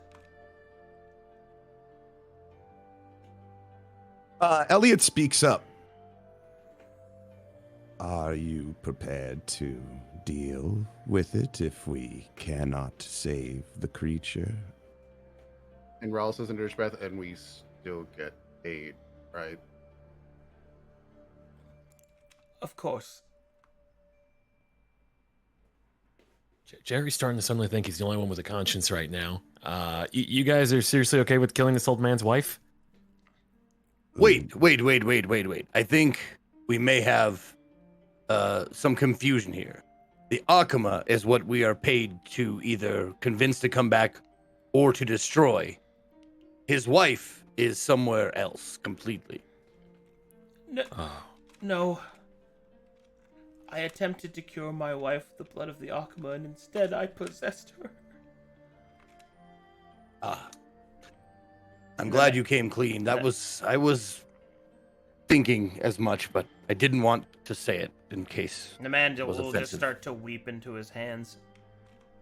Saying it out loud, making it more real, it would seem. Look what you did here. You're making the old man cry. And I thought my questions were going to make him cry. Guys, I gotta be honest. The truth Is The like truth is worth what's all the? years. It seems like the throne room hasn't been used in a while, but like, what's the next closest area to try to like get this old man some you know, somewhere off his feet, you know? I promise to rest. But please, will you do this for me? I must have peace. We're going to need more information. What ritual did you perform? How did you entrap her? Where's this tome? I have it written here, and he will hand you a piece of parchment. It has the ritual on it. What you can see is that this seems to be taken, or rather, this particular piece of parchment has a lot of Western writing on it. Thankfully, you have people from the West that can read it. And what it says is, there seems to be a bunch of scribbling on the side that indicates the use of Akuma's blood and the study of it. There is additional pages that have been granted, and it seems that each of these entries informing on the proper use of Akuma's blood and the potency of it appears to be written by the same hand, but not the hand of the original writer, but rather an additional script added to the side. And each of the additional scripts are signed by the letters SS. Oh, Jesus. So, okay, I kind of look. Who is SS? Super Saiyan. The old man will say, I'm not sure. It is strange. For the Akuma was bound within the Book of Ona, but the pages from this parchment were from a tome that I bought from a trader from Calcatesh.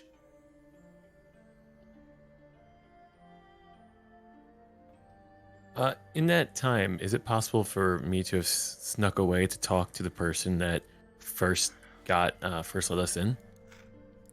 Sure thing. So that's where you went. I snuck away. Hold on a second. Because there is something that happens from that. Oh. Jerry was right. Koki only counts 4 now. Alright, as you kind of sneak into the door here, you can see that Kana is currently speaking with someone. Oh, I didn't expect this. Can I sneak and then overhear their conversation? Sure, make me a stealth check. Got it. Let me down now, skills. Oof. Oh no! Alright. Damn. Alright, so I'm gonna bump into the China. Jerry just kind of leans. Very, very smooth, super cool. And you overhear this. You must believe in your father. You cannot keep saying these things. I wish to know why it is that every time I approach my father and I ask him where my mother is, his response is that she is ill. Why can I not see her? Kana will just kind of place her hands on this strange lady's shoulders and just kind of hold her back a little bit. And then, Kana, yes, who is that? Uh-oh. Hey, I'm Jerry. Your father invited us in earlier. Oof, this is gonna be kind of awkward for all of us. I run away. I can't. I don't want to break the news. Where? is like do you run back into the I library? run Where are you back going? into the library. Dude, this is like a scene from Beverly Hills Ninja. I swear you're Chris Farley right now. I want to approach the most trustworthy person and at least explain to them what just happened, but away from that? Lord Goda, Ugh. which would definitely be Rawl. Would definitely be Rawl in this kind of scenario. Trustworthy to you, you mean? Greetings, fellow criminal. I've got something to report to you. Rawl, I didn't mean to step away. Can I speak to you by the books over here real quick? Just Rawl just kind of grunts and follows him over. Thank you for giving me your time, Rawl. I know we may have gotten off on the criminal foot, but I have some information that I thought I would just share with you. And not that I don't like the rest of the party, but the rest of the party seemed too busy believing this old man's story. I don't know if he's kept his daughter like all kind of out of the loop or whatnot, but his daughter has no idea where his wife is or her mother. And on top of that, I don't think this man's sane or trustworthy or even suitable to be king/lord. A lot of crazy shit happening down here, Rawl. It was at this moment that Jerry and Rawl decided to blackmail the daimyo. So Rawl, while Jerry is saying this, is just kind of deadpan looking at his face. Jerry, And go ahead. no, Rawl, I see by the look you're giving me that you don't really fully understand what's going on here. Let me break it down to you. Simple, Rawl. We're not going to get paid. This is somebody's personal family dilemma. There's some weird lying going on right here. We're probably pawns in some great experiment. I know, like you, like me, we want some money out of this. We're not going to get paid. And maybe I'm the only one with a conscience here, but this old man shouldn't be trusted. He's not giving us the full story. Rawl kind of looks at him again. Jerry, I thank you for telling me this. You're most welcome, Rawl. I'm only trying Jerry. to help the group. Jerry, how long have you been doing this? It's been about 3 months. I'd like to think I'm pretty good at reading people. It's my first adventure, by the way, so a little nervous, a little paranoid of everything I'm hearing. I'm trying the best I can to give you all the information that I have to someone who's responsible, and then you could discern that information and then give it to the group. Jerry, Yeah, Rawl. what I just heard from you is a lot of drama between a daughter and their father, Yes. and why she should be very angry at him. Now, Jerry, I want you to think very hard about this, Jerry. I'm gonna think. I'm gonna do it. Does any of that affect us getting paid? Jerry thinks about all the gold and riches he's seen inside this whole place. And he also kind of, you could see he twists his head a little bit as he mills over, even if they don't technically kill the mother or the wife, instead go the free of his guilt, that we could probably come back one night if he doesn't pay us and rob the place. So you're right. It doesn't affect us at all, Raw. Jerry, I saw you looking at everything coming in. Yeah. And the only thing I can assure you is that if we do any work for this man, we will not leave uncompensated. He kind of arches his eyebrow a little bit and nods. I get Rawls. Jerry picks up what Rawls putting down. Rawl, I pick up what you're putting down. And they both scoot back over to the rest of the group to listen to the rest of Lord Goda's story. Man. Jerry's also frantic levels went down from a 20 to a 5. All right. As you move back over, the old man will simply just reiterate once more. Please, time is of the essence. Is there a way to trap this demon? I do not know. Perhaps if we had a tag or an Onimetsu or Omioji, but they are delayed. He will kind of just trail off. While he's doing that, Raul kind of holds out the papers that were given to him, kind of gesturing to anyone else in the party that may want to take them and look at them. Koki walks over and takes a look at the papers. Jerry acts like a puppy dog over Rawl's shoulder, staring at the papers. Oh my goodness. I'm sorry. Just can you remind me what's on those papers again? It's the summoning ritual. With the ritual. notes, I guess. Yes. It is the notes on the ritual that he performed in the attempt to use the Akumic blood to heal his wife, but it instead possessed her. There was different writing on it. And it's also written in a Western language, correct? Here's where things get spicy. So the base of the ritual is written in a different hand, but also in a Western style. But the newer script is kind of written over it, almost like somebody took these notes and then wrote their own notes on top of it. And that section of those notes are always signed SS. Is it two different rituals, like a base ritual and then an updated ritual?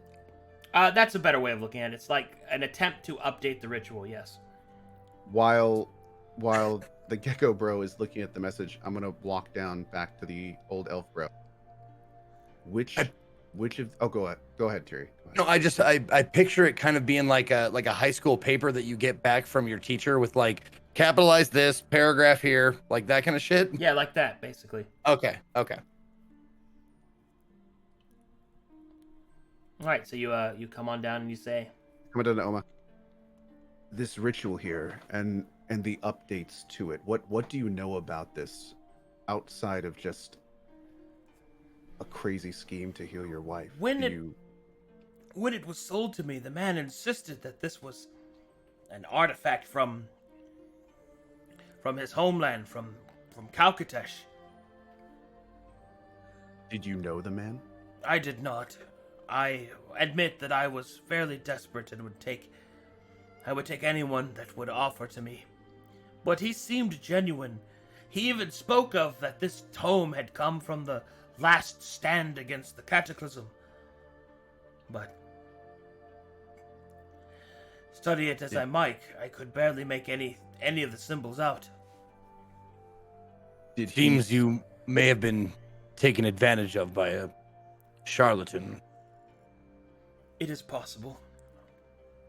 Did he supply the blood that you used in the ritual? And if not, where did you get it? From the Book of Ona. the souvenir I was granted by the Omioji of the Black Library. I attempted to use the blood that I extracted from the Akuma trapped within the page. But doing so allowed the Akuma to escape through my wife. So, it would appear that whoever this SS is had an agenda for freeing a demon and used the desperation of a poor man to see that accomplishment, or to see that accomplished. Perhaps. Do you know his name besides SS? Oh, I do not know whom the initials belong to. The merchant I spoke with, I believe, was a Westerner. He was a very persuasive individual. His hands were so strange. They were backwards. Did it seem like the person that you spoke to? Did you get the sense that they were capable of editing and or making this ritual? Or did they just seem like a simple merchant? There was nothing simple about them. Elliot this man speaks is- up. Oh, go ahead. No, go ahead. When you say that they were backwards, what do you mean? He kind of like takes his left hand and hides it in his sleeve, and then puts his right hand through his left sleeve. Like that. Did it seem surgical? It seemed natural. And the creature was like an enormous cat, but a predatory one, with fur as white as snow. Would I had the lifespan of elves? Much wonderment is about. I do not know. Yeah, Elliot just kind of takes that in. Jerry wants to ask Goda a question. Obviously knowing the answer, but seeing if he'll be truthful. Lord Goda, does anybody else live in this castle besides you and your servant? Oh, my daughter. Oh, a daughter, Jerry says to the rest of the group like he had no idea anyone else lived here. Why are you yelling? I just find it strange that Lord Goda had not told us that other people were here. I mean, the castle looks unused this whole time. You think that would be pertinent information? Rawl shoots a look at Jerry. Jerry forgets the conversation he already had with Rawl as he blurts out more information. Because it seems to me she doesn't have any idea what's going on here lately. At this point, Rawl visibly raises one of his robed hands to his face. Jerry gets the hint, and Jerry is stunned in silence as he looks, as they say, a fool. And Elliot is.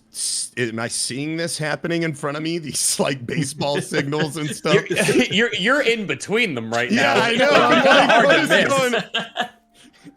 going? I'm just sort of, dude. Elliot has no idea what to take of this, but you know, whatever. He's letting it roll.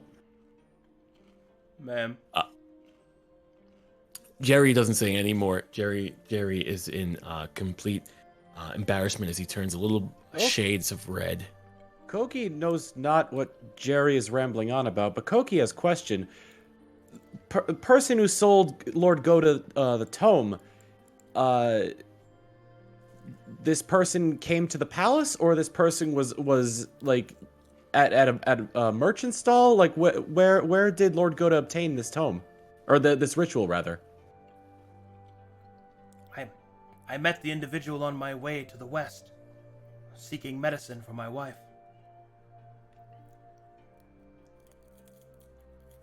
How long ago was this?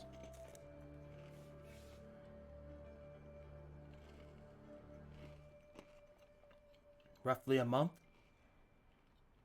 And how long has your wife had her affliction? Most of her life.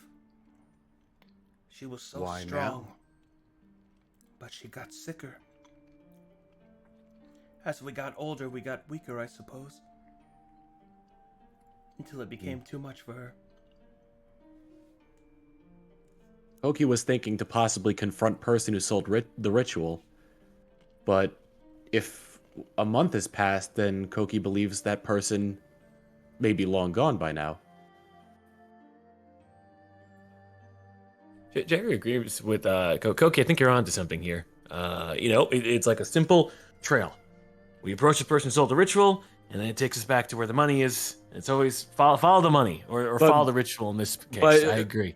But as Koki said, ritual was sold 1 month ago. So Koki believes that that person who sold ritual is long gone. If there's one thing, Raul kind of looks at the lizard. If there's one thing I've learned, it's that if someone invests in something like this, they tend to stick around for the results. Yeah, and yeah, if someone invests in this, they tend to stick around for the results. Jerry says, copying Raul, as if Raul didn't just say it. Raul deadpans Jerry. Jerry smiles back at Raul. What if Merchant is, not to say that person who sold ritual is not something that we shouldn't follow up on, but what if person who sold ritual is third party? With the uniqueness that our host has told us, it shouldn't be too hard to locate the individual if he's still around and figure out that exact question. The last I heard, he was headed towards Belloc. Do you know where your wife is right now?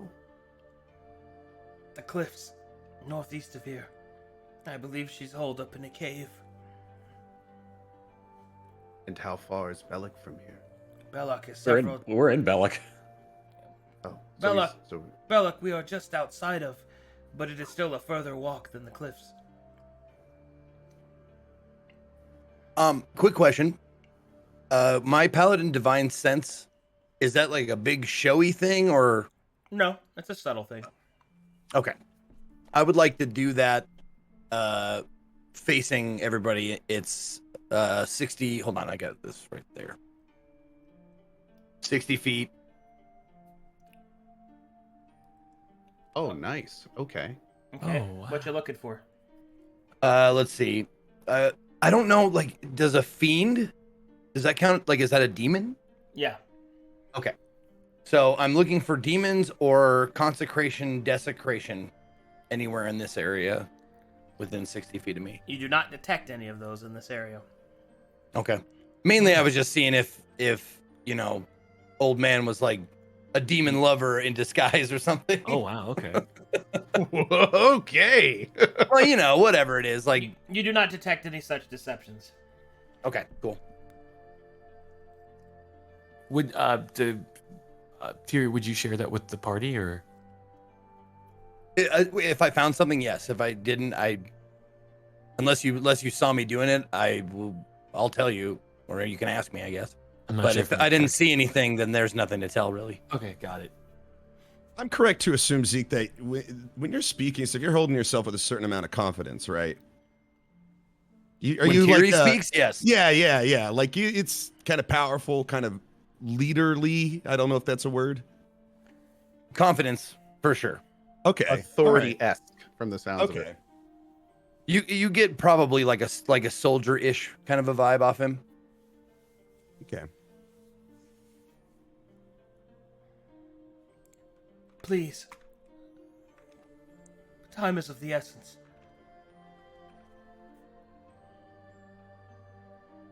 Raul Well, kind of Well, walks Koki away. agrees to take on Lord Goda's task. And Koki thanks Lord Goda for his generosity in offering a reward.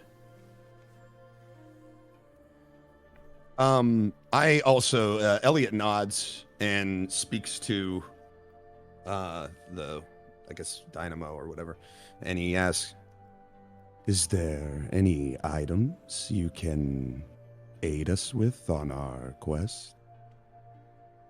Oh, right. Of course. Dynamo. I don't know what he's called. What is it? It's a Daimyo. Daimyo. Yeah, guys, I'm usually asleep at this time. So Dynamo. that's gonna happen so much. I can't even tell you. Dynamite. All right. And he will call to a servant, and who will eventually bring him 2 potions. These are left over from my war chest. Here. Perhaps you will find better use for them. I reach out to take the potions. All right. They are 2 normal healing potions. Oh, I like that.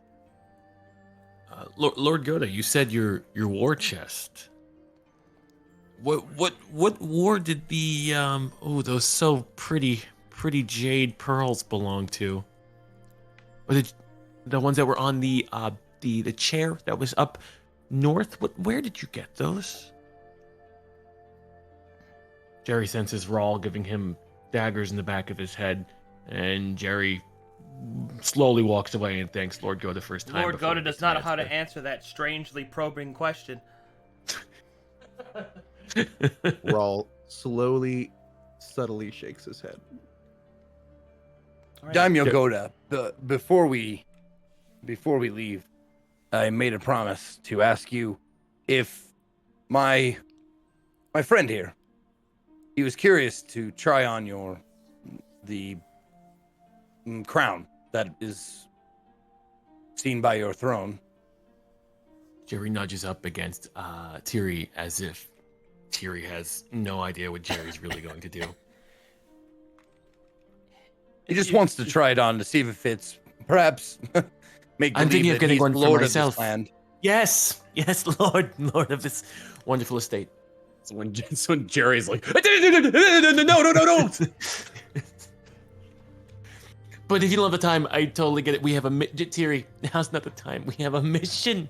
Thank you. Lord Goda Thank will you, start Lord to Goda. look at you desperately. Please. The longer we wait, the more damage she can do. Tiri, his wife is missing. Come on. Very well. We'll ask- We can ask again when the deed is done. Thank you very much. Thank you, Lord Goda, for your time. Koki believes we should be on our way, and as a last gesture of reverence to the daimyo, Koki does a much less extravagant bow and proceeds to be on his way. Elliot sees the bow and tries to mimic it. And All right. follows. Okay. So, it would seem that you have accepted the daimyo's task and will seek to destroy or cleanse his wife, who lurks in the caves to the northeast. And we get back here. Are these 2 still talking? Yes. Okay.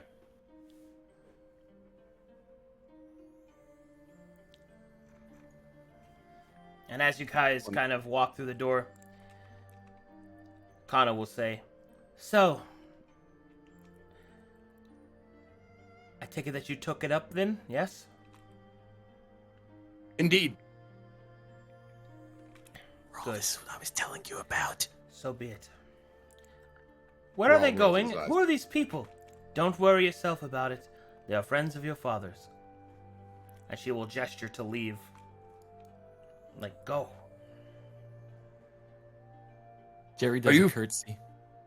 Yeah, Koki does a light bow and then proceeds to exit. Elliot mimics the bow again. And I'm follows. going to stay behind just for a second. Is there anything that you possibly could tell us about the Akuma and your father that would help us capture or destroy it? Kana will then, look at you with a look that says, "I can't believe you just did that." And standing next to her, the woman here will go, "What do you mean, Akuma?"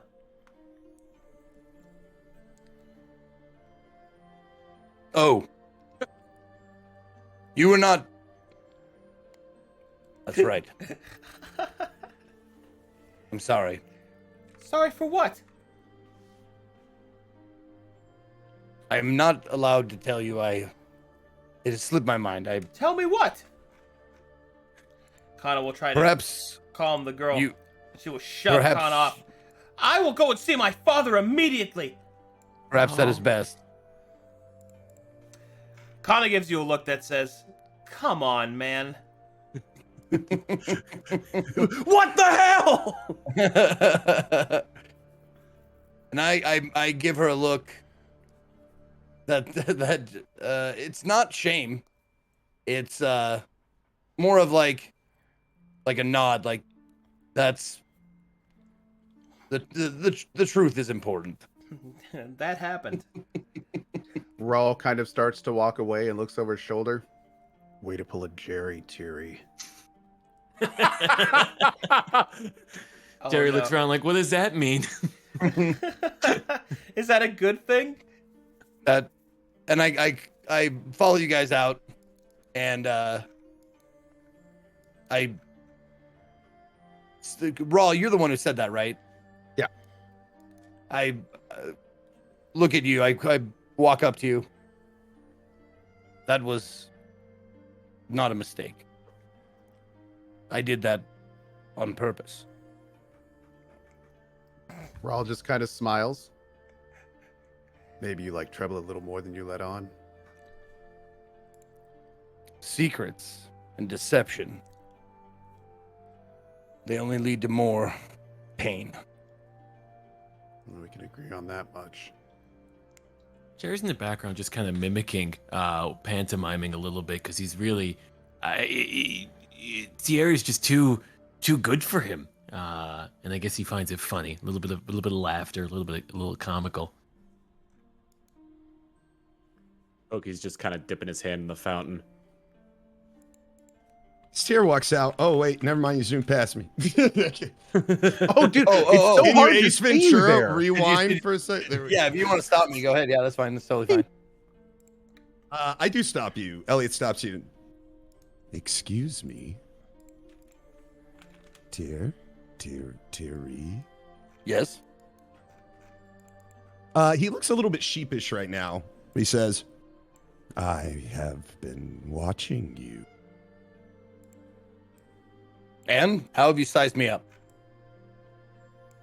I find you to have qualities I lack. There we go. And I would ask that you are not too uncomfortable with my observations of you. Am I uncomfortable with your observation? No, not at all. That is good. I tend to displease others with my stares, though I do not mean any ill will. And he kind of is kind of struggling through this, lack a certain presence among others. Many do not speak with me.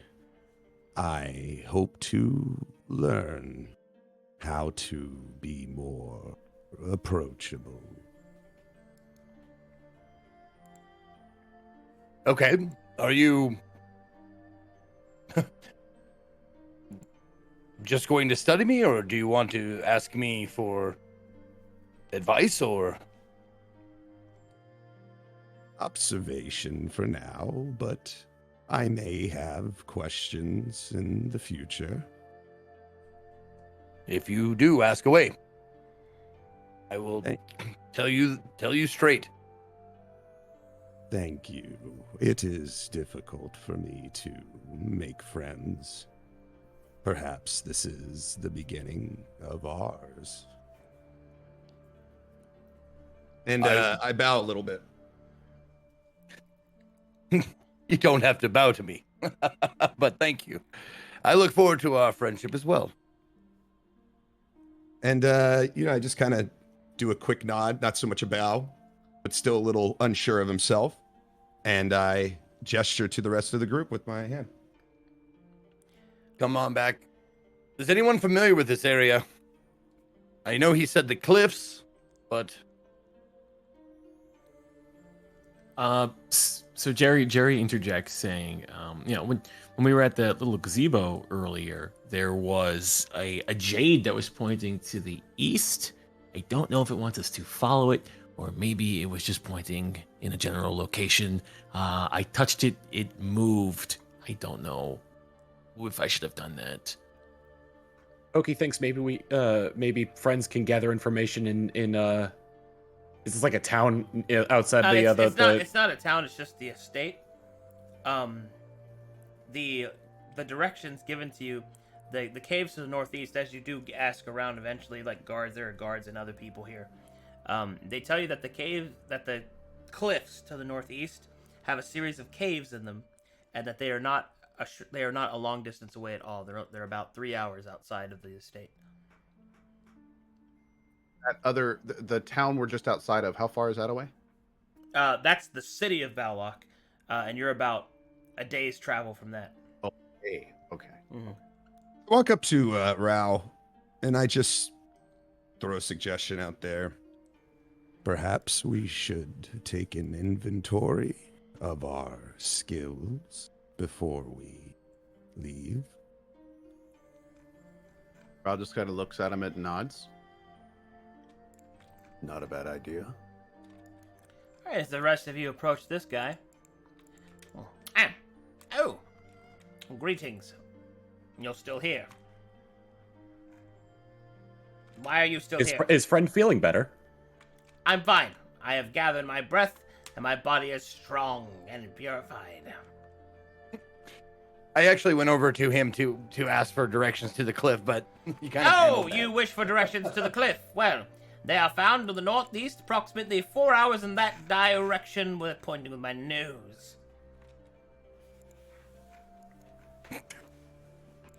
Well, off you go then. Have you been out that way? Is there I anything have. It is very dangerous, and I do not like it.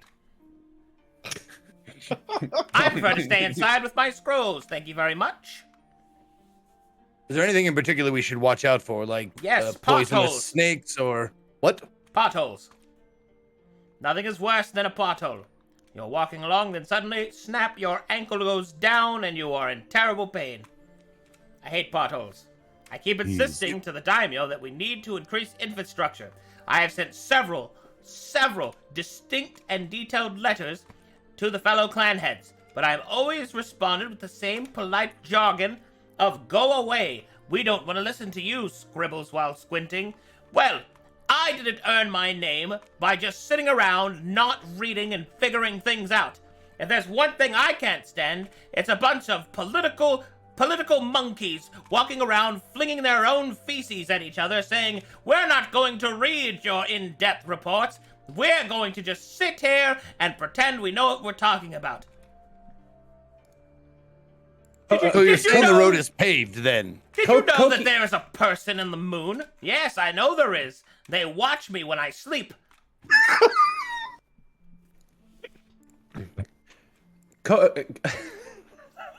I need to compose myself. Koki did not know Scribbles while squinting's name before, and Koki apologized for not asking. Oh, it is all right. I am used to people not asking me for my name, for they are either A, prejudiced against my people, or B, they think they are smarter than me, which is absurd. But Koki wants Scribbles while squinting to know that Koki thinks his diligence is very beautiful, and Koki just like walks off after that. Oh, well, all right. Now, what about you, Westerner? Anything profound? You're saying the road is paved then to the cliffs? Oh, absolutely not. In fact, quite the opposite. There are so many holes in the road that whilst attempting to walk there to investigate the cliffs for my own academic reasons, I sprained both of my ankles and my wrist. Elliot I'm just sorry to hear that. whispers to Rao, quite a loquacious creature. Are there- Very animated. Besides the potholes, any other dangers, animals of... Of course, Any sort- bandits, dysentery, all sorts of things. Oh, Why anyone would go outside is beyond me. very well. Thank you for your lengthy description of your lifestyle. You are welcome. I take my leave. Yes, very good. Now I can finally be alone with you. Pulls out a scroll. Ho ho ho ho. You're a naughty piece of parchment.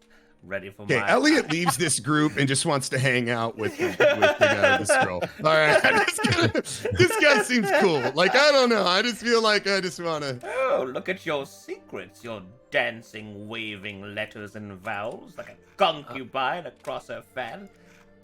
While Scribbles is subjecting the scroll to his desires, can I finally take a look at what's inside this fountain? Or reach for the jewels? You mean try to steal one from the eyes? I would say stealing is a word that I don't fully understand. Borrow, with the intention of maybe giving back. Or to give it to Raul and maybe All get right. him blamed for this. Well, regardless of your mental gymnastics to make this okay, make me a sleight of hand check to totally jack that crystal eye. While he's committing and doing this, just out of curiosity, is this like a very small wall between him and Scribbles? Like, is he in full? Oh view no, of oh Scribbles? no, oh no. Scribbles can see him. But see, here's the thing as well. Oh. Scribbles is currently, quotations, Distracted, right? engrossed into his scrolls. Emphasis on gross. So, Ah. go for it. I have rolled a 23, so... All right. I You pull out your dagger. Ting, ting, ting. There's a ruby. Good Oh. shit. I scurry along right past Scribbles saying, "Good day to you. I understand your Oh desires." my god! Oh, by the yokai! Oh, there was another one! I'm so sorry, my dear. My spittle has... Oh, did you like my spittle? Okay, I'm gonna let that guy go now. I do, though. I would like to try and put the jewels into Tyrion's pocket. Okay. Sleight of hand check to do that. Don't let Guilt. me down now. Don't let me down now. Make me a perception check, Tiri, to see if you notice somebody trying to put something in your pocket.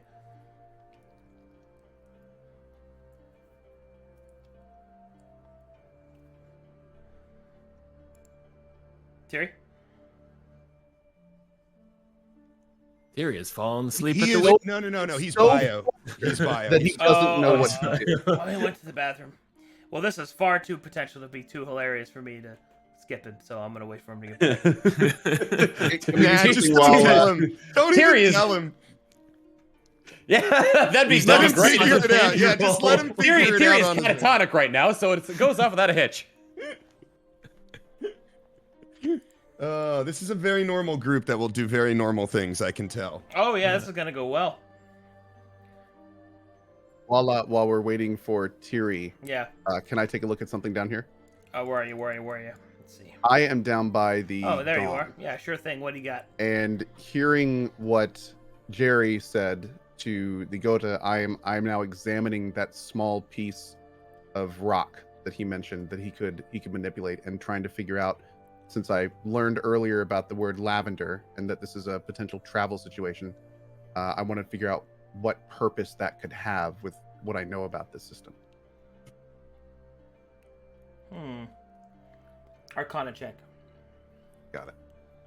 Pokey is yelling down the well, enjoying the echo. That's not sufficient. It seems that you're missing some pieces of the puzzle here. Okay.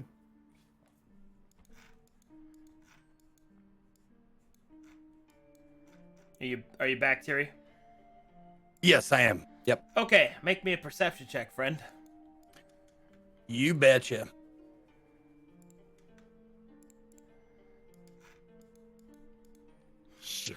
Okay, Tiri, you feel Jerry patting you on the ass. I'm Go on. I'm not going to turn around. I'm just going to say, whoever that is, I appreciate your enthusiasm, but you'll find nothing you want. Elliot? If that's the case, then am I successful? Yeah, does he actually get it? Like, put Okay. the rock in the pocket? All right. Well, you then feel somebody slip something into your pocket. Okay. All right. Well, at that point, I definitely turn around. Oh, look, it's Jerry. Who would have thought? Terry, what are you doing with these rubies in your pocket right now, Terry? How did you come across these? Hearing the commotion, Rawl starts walking that way. Raul, did you get a look at what Terry did? He stole rubies from the fount. Isn't that right, Terry? You just took them. You just couldn't help yourself. All that for that trust and honor and good thing. First you screw up with the king's daughter, and now you're stealing their rubies. Raul, this is ridiculous. Listen, I'm not here to tell anyone how to live their life. I take the rubies out of my pocket and I present them back to Jerry. Jerry accepts them, puts them back in his own pocket, and then just completely walks away, just talking Before to you, him. if you try to walk away, I'm going to put my hand on your shoulder. Oh, Jerry gets pulled back with a sudden. It's important that the consequences of one's own actions fall on that person. Do you Jerry understand? Jerry gives him a nod, and he walks away slowly, but in a mocking voice says, "It's important that one of the consequences meets the actions of blah, blah, blah, blah, blah, blah, blah." I look at Ral and I go, not bad. Meanwhile, Rawl is watching Jerry walk away and looks at Tiri, looks back at Jerry.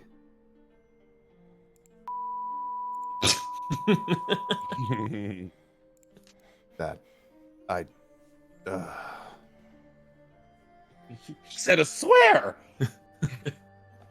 Elliot has been patiently waiting outside the gates this whole time. He's just kind of chilling. He didn't see any of this shit. Wait, is the it was to the northeast? Terry- Is that past Terry- the estate, like through the estate? Terry, as you leave in the background, you're, oh, Yoko, I love reading. wow. What? I'm sorry.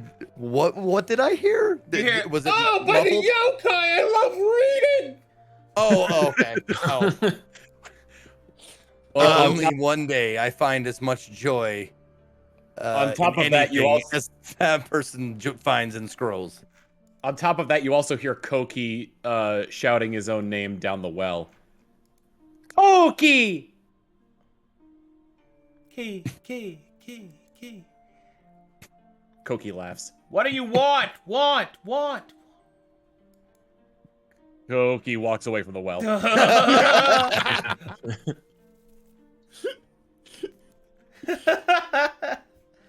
All right. Well, Jerry, it seems Jerry, that, did you come outside the gate? It seems that Elliot is waiting outside. I was outside the gate, but then I heard the well shout back, and I guess I was curious who he was talking to. You must gather your party before venturing forth. Oh, he said the thing! He said the thing! God, I love saying that. All right. Knights of the Old Republic? Oh, that hurt. As Jerry gets closer, I put my hands in my pockets. All right. And so, the party gathers themselves up, and they make their way to the northeast by following the road up and around the bend. Basically, you're going around the estate. And you walk the path of prosperity towards the cliffs to the northeast. While we're doing this, can I attempt to ascertain what exactly our group is, what our skills are? Or... Sure. Oh yeah. You can talk Beat to me each to it. other while Sure. traveling on the path of prosperity. That's right. We got a walk-in map. Nice. Go ahead. Give each other a nice yakking. It's almost like you know exactly what you're doing, Arcadum. Oh, gosh. I know this is your first time, but you're doing great, buddy. Thanks. Good job, dude. As we start to, make our way, Elliot speaks up to the group, and he's quite shy, a little shaky, but he does find his voice, and he says, "Well, I suppose on our travel we should get to know each other. It might be beneficial to understand I've each got some other's travel music for you guys. strengths and weaknesses." Just gonna put that in your group chat. There you go. That's for you. Ooh. This is your travel music. Nice. Ooh, I like it. Perhaps I will start. I look around to make sure everybody's listening. Like, I'm just like, am I getting any sort of reception from you guys? Yeah, no, I was waiting for everyone, like the travel music and stuff. I would have spoken up. Jerry's curious of Elliot's skills. He looks intently, not in a mocking manner, but just kind of in a "what do you bring to the party?" Raul kind of walks away, but turns his head back, so he's looking at Elliot. Go on. I have quite a few tricks up my sleeve, though I should warn you, I have only traveled alone in the few times I have traveled. I have difficulty making friends and normally do not bother others, though I am here to test my research over the last decades. And he pulls up his hands, have found a power within myself. I can both harm and heal, depending. I seek to test this vessel. And he is now kind of beefing himself up a little bit and flexing a little bit. And then he stops and he just says, "I have many theories of the limitations of the human form, and this adventure may prove valuable to my research." What? He looks around. Real quick before we continue, did Tom completely DC? Is he still here? He's on his way back. Okay, cool. Yep, had a power flicker. When you say research the human form, I'm not sure what you mean by that. This is the part most find distasteful. But in the effort of not omitting anything, I will tell you, I have always had a fascination with the human body, its limits, and I have, over the years, studied many cadavers and have performed some experiments, scientifically, of course, on these bodies. Raul, Do kinda- not. Before I already can like feel the eyes, right? And I quickly say, "Do not confuse me with those who would bring undeath. I abhor them. But many confuse my intentions." Raul kind of narrowed his eyes during a particular word that Elliot said, and then as soon as the other chance speaks up, "What did you mean by vessel?" Ooh. Well, I did not find it tasteful to perform the experiments I required on others, so... And he sort of gestures towards his own body. "I have used this body as a testing area. I tend to see it both as a subject and an extension of myself. Rawl seems satisfied by the answer. Jerry's freaking out at the explanation, and more of an internal freak out. Although doesn't know what to ask, so he just blurts out saying, "Good thing I'm not a human." Elliot doesn't know how to take that. He's sort of confused and maybe tries a weird smile, but with his gaunt lips, it just looks kind of terrifying, honestly.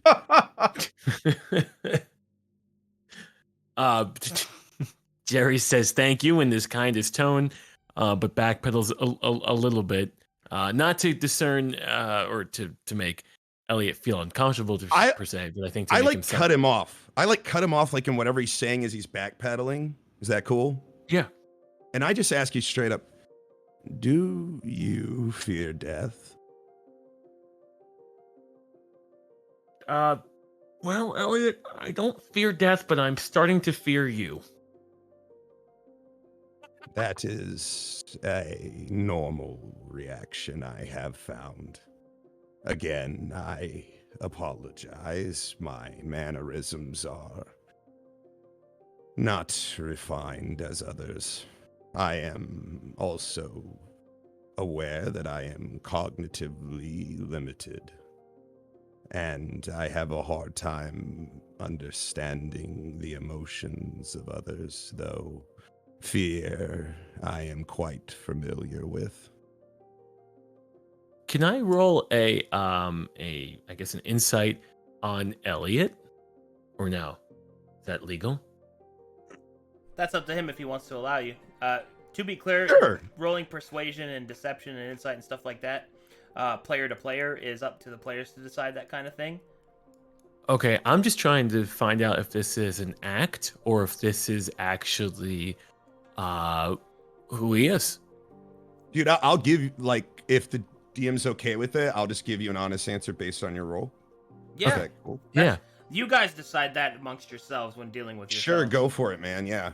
I roll the insight. While they're rolling, I guess Koki I missed a lot of that just because of my disconnection issue, but Koki's like, Koki thinks Elliot, Elliot has a beautiful mind for having such a, trying to think of the word for it, ambition. There we go. That's what I was looking for. And you say that out loud, like Elliot hears that? I say that for Elliot to hear. Dude, Elliot hears that and he kind of turns to you really quick. Dude, you are fucking warming his heart. You have no idea. You have no idea. He's not used to somebody like you. Warming his cold, dead, experimented heart. Yes, exactly. So with your role, I think what you would tell is that Elliot, I think, is nervous. I think that you can tell that from 12, obviously. And it seems genuine nervousness. Now, what that nervousness may be about, you're not entirely sure, but it is genuine nervousness to be speaking to everybody right now. Okay, then in an act of levity and compassion, Jerry pats you on the shoulder, but kind of like he's a little disgusted to be touching you a little bit. So he just goes like there, thank you for sharing that with us, Elliot. And it's nice for Jerry to do that because he normally doesn't, even if it comes off as kind of rude. No, I am surprised at the contact. I look down, and when you touch my skin, it's very taut. I mean, it's just, you can tell that there is muscle there, sure. Like when you touch it, you're like, wow, it's maybe even harder than you think, giggity. But I look back at, I look back at Jerry, and I just say, might I inquire into your skills? I mean, if I need to. Yeah. And I sort of wink at him. Because it's very apparent to me, to Elliot, like what you're up to, because you're not exactly hiding it. So. My skills, include.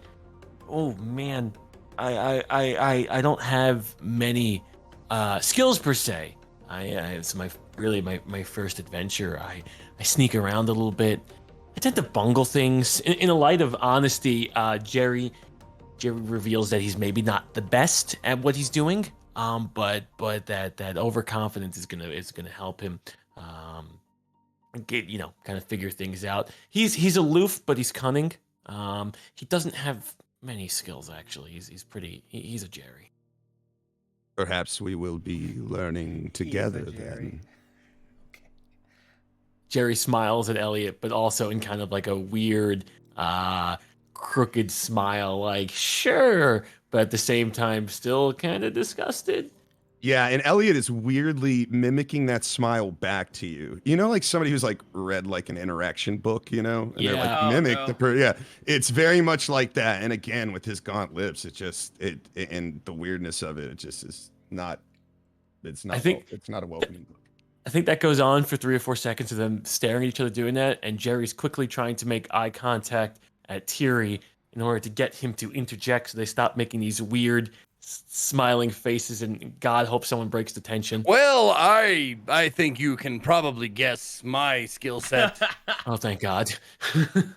Judging by the hammer I keep on my back here and the armor I'm wearing, I like to be in the back row shooting arrows. I'm kidding, of course. I'd like to be in the thick of it, in the fray. I have minor skills in healing. Should anyone require them. But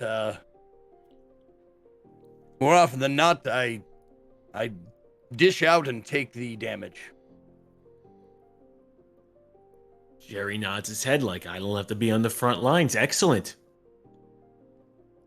I actually asked kind of a strange question to this. Thierry, do you mind being touched? Oh my. Jerry backs away 2 more steps. I lift my hands and they just start to glow faintly, just very faintly. And I say, I can administer much healing, though I would require consent.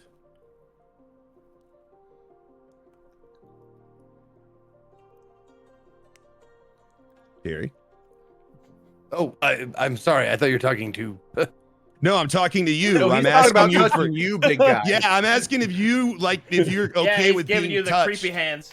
Hey, Jerry! Oh, sorry. I thought you were talking to somebody else, and I apologize. That might have been on me, buddy. No, that's all good. So you said all that stuff to me. Of course.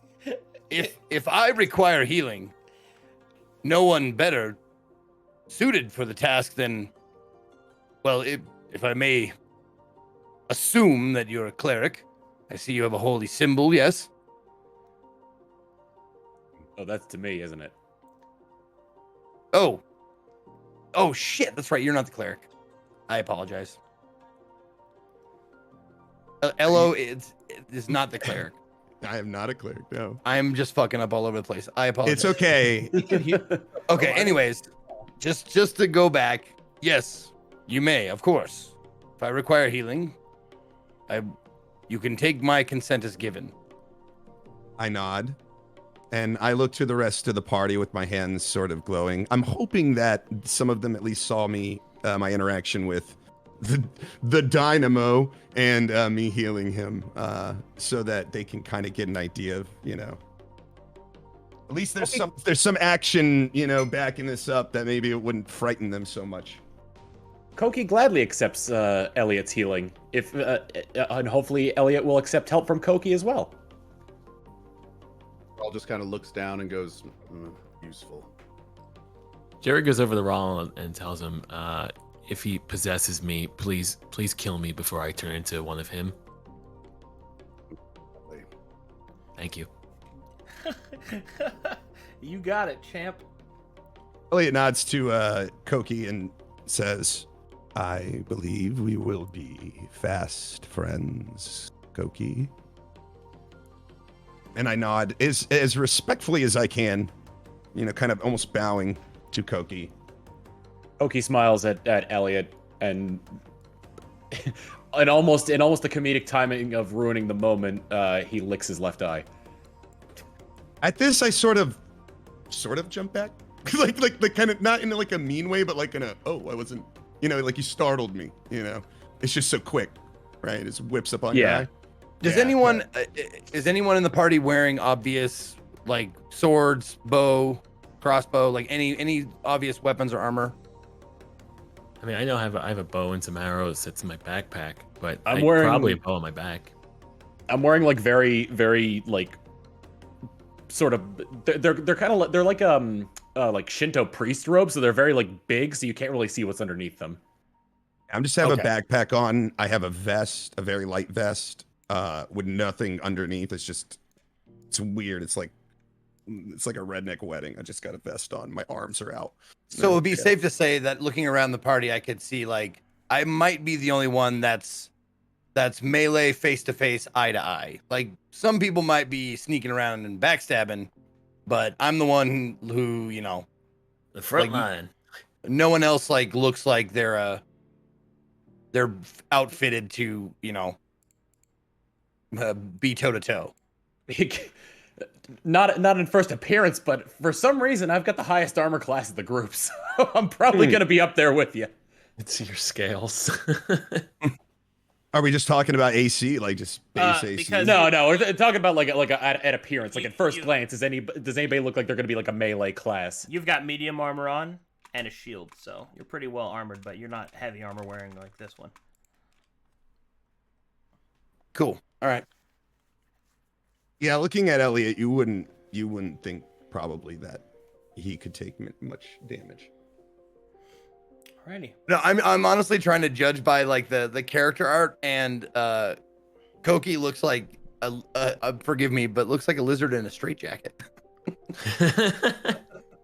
Licking eyeballs thing doesn't. Oh, I They're wasn't shit. sure. I don't have the full character art done yet, but I could pull up a picture of what the kind of robes that he's wearing are. They look, like I said, they look like Shinto priest robes. Gotcha. Okay, cool. Now, Elliot doesn't say that out loud, right?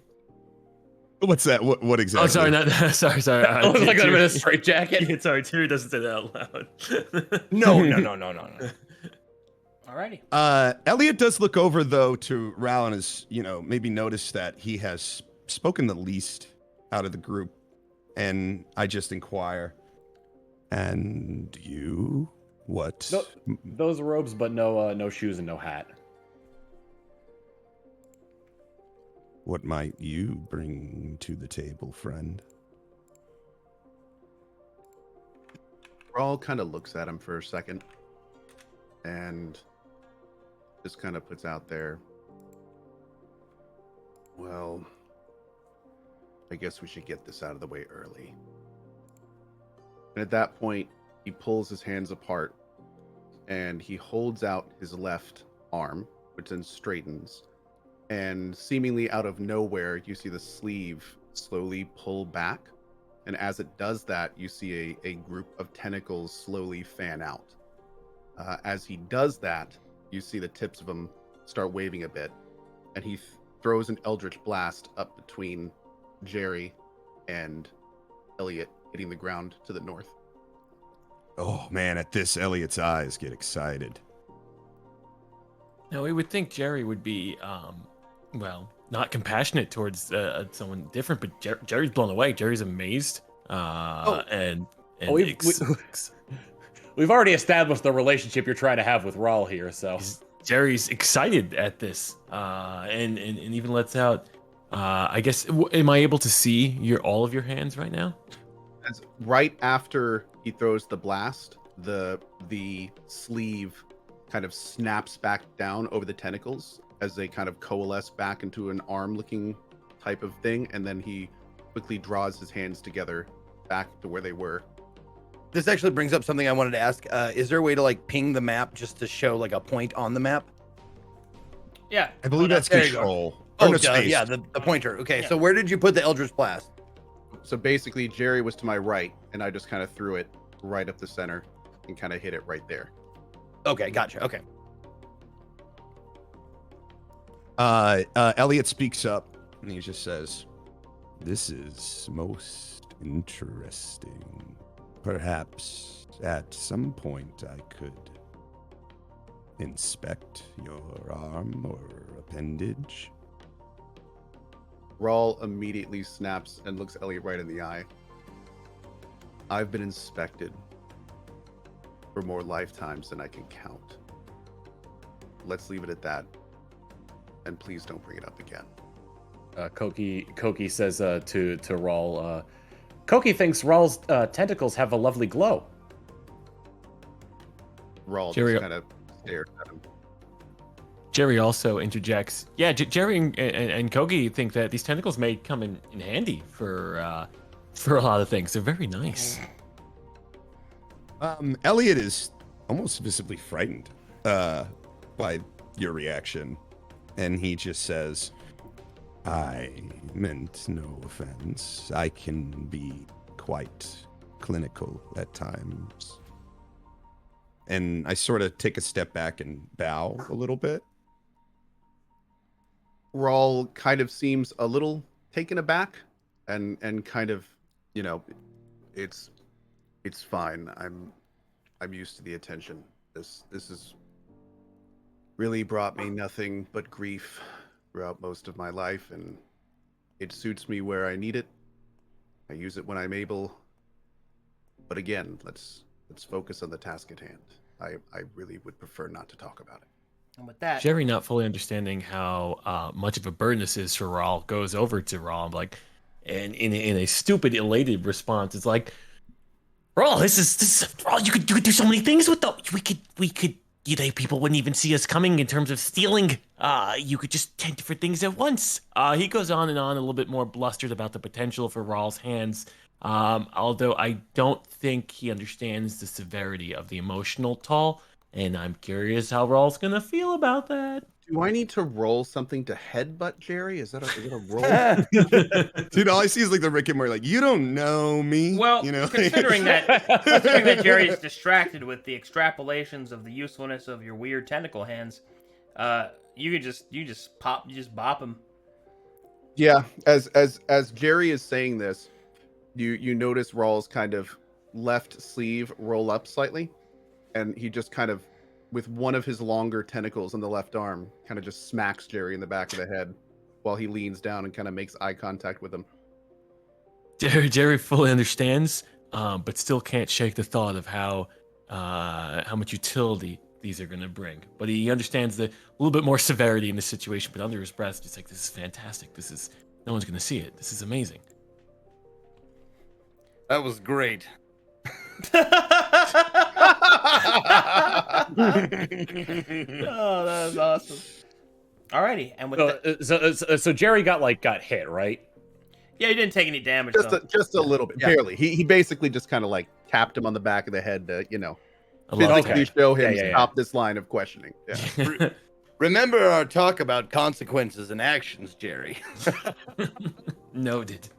All right, and with that, the party reaches on the other side of the path, and then they approach the cliffs to the northeast.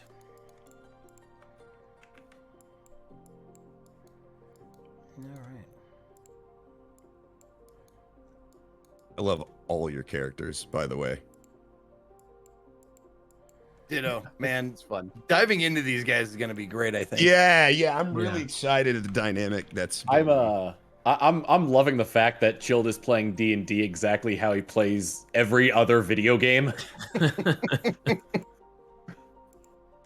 I'm just learning as we go and just trying to figure out what can be used and abused and not.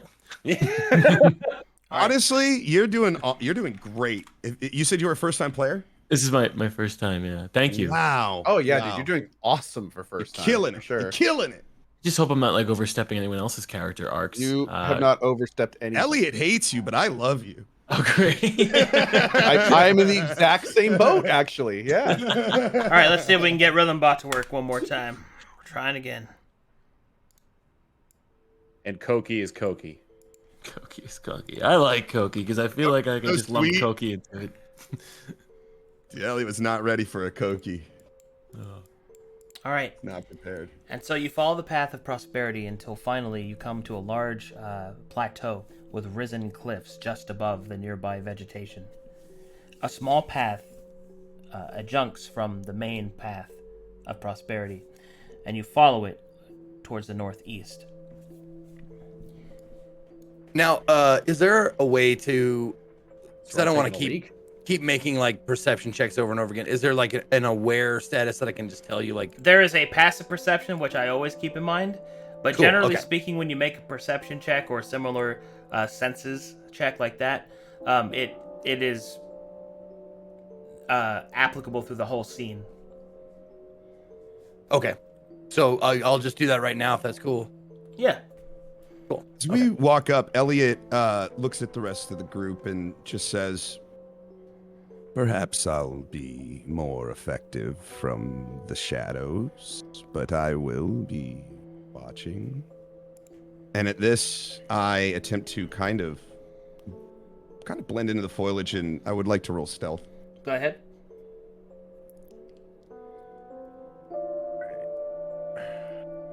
What time of day is it right now?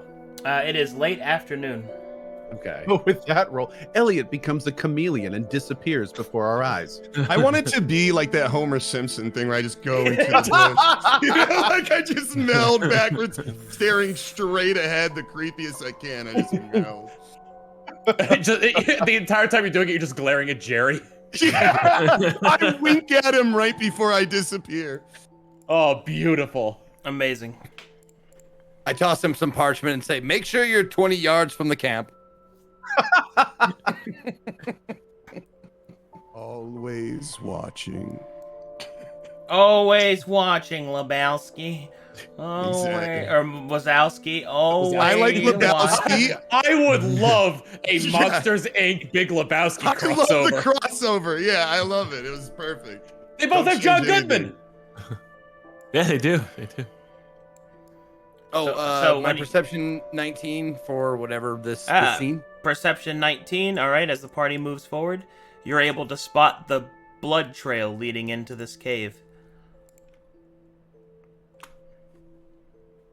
Koki walks up and examines the blood. Medicine check.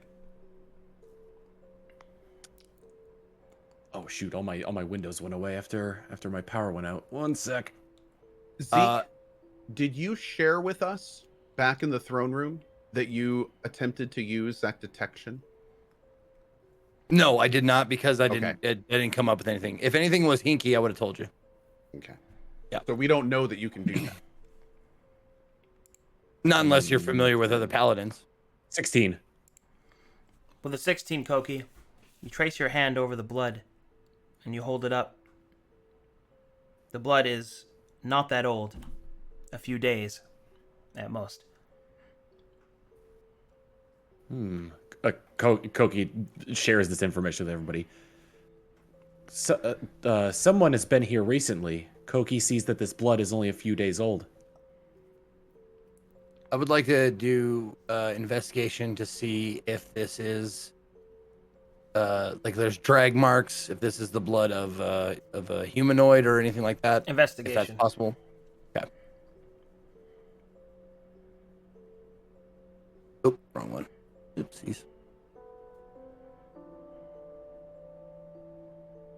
Your investigation reveals that you're not quite sure what the blood is, but the drag marks are unmistakably the drag marks of somebody dragging a two-legged creature. Not sure who the blood belongs to, but I'm guessing the demon is feeding because I point to the drag marks. You can see. Nope. If I could figure out how to point again, shift space. Just space, just space, just space. Oh, just space. Oh, I gotta select my character. No, click map. Click off your character onto the map, and then hold space.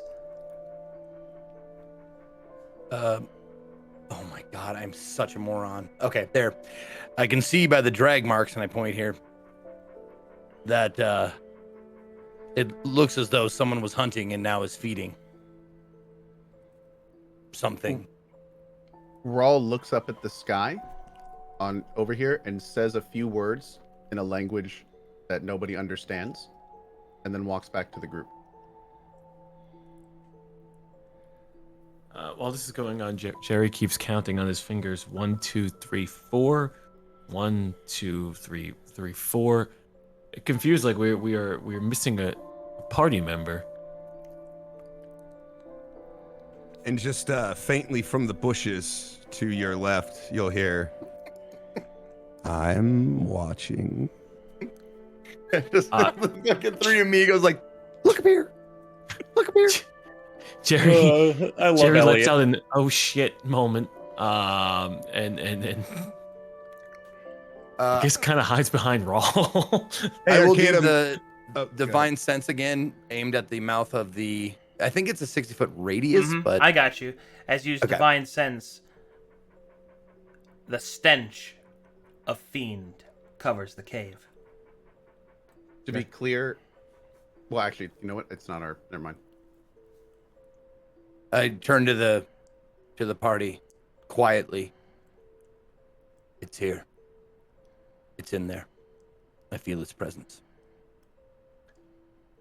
Jerry Rawl. approaches Tyrion and asks, "What's in here?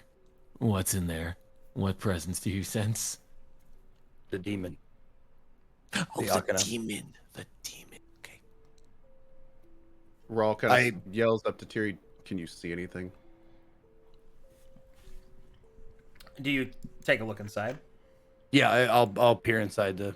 Without moving closer, I'll peer inside, see if I Okay. can see anything. I have 60-foot dark vision, I think. 60 feet No. of dark vision will give you this. I'm going to attempt to, as Elliot to move up to the side of the cave.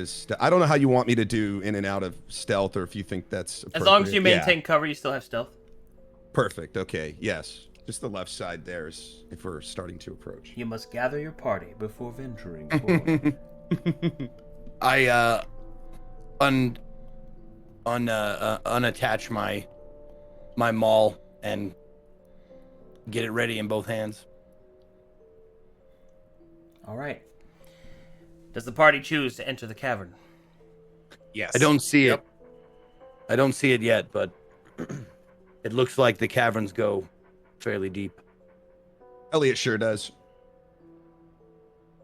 Rawl kind of locks eyes with Tiri and gestures with his head further into the cave. You first, Agreed. big guy. I will be in the lead. All right. And so, the party enters the cavern to face whatever demon, whatever death, whatever peril lies on the other side. Will they survive what is to come? Find out next time on Ink and Blood. That is where I'll have to call the session, because we were at time. Ooh. Hell yeah, dude. That was fun. And now to count the days until next Monday. Yeah. Right? I hope- Oh, and this is going to be so bad for you because you're new. So now you're getting addicted, and you're literally going to count the days. You're going to be like, Oh no, I'm not new to D&D. But it's been a long time since I played, so I've been waiting for this for a long time. Dude, it's been a long time since I've done this. That was a lot of fun. Thank you guys, and big thanks to Arcadum. Hey, no Seriously, problem. what- I'm glad you guys enjoyed it, but I've got one more thing to show you. We're not quite done yet, because it's time for fan art. Oh shit! Let me crush the dice into a fine powder and snort it. Like that's my level of addiction to D&D right now. So, just so everybody knows, this is kind of like a tradition that we do at the end of every game. Is there are people that watch the episodes, and while they're watching the episodes, they'll make fan art and sometimes shit posts. But some of them are funny. Most of them are. Yeah. All right, here we go. First up, I think I forgot something. If you forgot, then it wasn't important. Yeah, you're right. Yeah, that was me. 3 hours. We're doing like that. I like that one. You must have collected at least 3 map tools before you proceed. Oh, that's funny. How to interact. That's very good. I love the face. All right, you can now move your character, but I can't. Great. About that. They drew me angrily, pointing a gun at Rhythm Butt. I like the eyebrows taped onto you. I got some CohhCarnage fan art here for Ooh. Rawl. Beautiful. Some comfy fan art for Rawl. Tentacle Jesus or something. Wiggle, wiggle. That's great. Lord Gouda. Yes, thank you. All right. Looks like one of you has already been made in Hero Forge as a miniature. This is Thierry. Oh, wow. Oh my god! Whoa! Wow. That is incredible. That's so good. Yep. Some quick doodles. I don't know what. I don't know what's happening here. What is that? I saw the caption for that one. It was Koki versus Koki Monster. Oh, okay. All right, somebody went into Art Breeder and made you guys as hyper realistic people. First off, we have Jerry, Jerry, where's Jerry? Oh, Jerry, you're hot. and then we have Rawl, and then Elliot. Damn. God. Oh, wow. Ooh. Oh, that's so cool. It's very Witcher-esque. Tom and Jerry.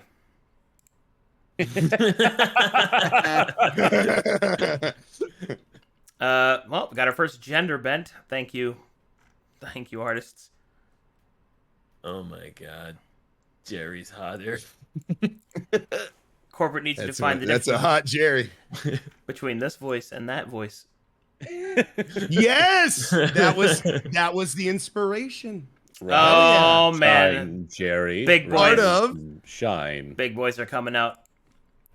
There's some Raw fan art. That one looks sick. Oh, wow.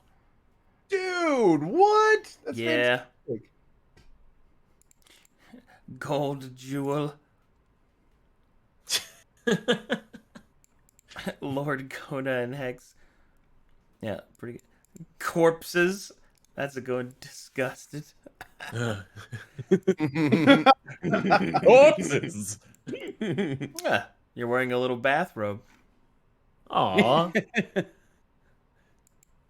Ready for the day. All right, I don't know why. Corn. Why? Oh, wow. Gender bent Elliot. All right, cool. Okay. What's up, girl? Oh shit, it's Jerry by Oh. Aquableak. Or yeah. Oh man, that's sick. Oh, look at the contrast. Ooh, Yeah. nice. Oh man. Oh, shit, that's cool. Whoa. Jerry. I like that a lot. That hair, though, that looks fantastic. Team Sexy Grandpa and two rowdy lads. Thief but anxious. Thief but anxious and licks the eyeball. Thief but anxious is pretty good. Or tentacles. I like that. They knighted you. Oh snap. Vicious gray fox. Uh-oh. Ooh. That's what I imagine. Honestly, that's what I imagine when I picture. Look in the Jerry, mirror man. every morning. Abs. 18 abs. That's what I imagine. Oh, that one's good, too. I'm watching. Oh my goodness. Oh, my God. Oh my goodness.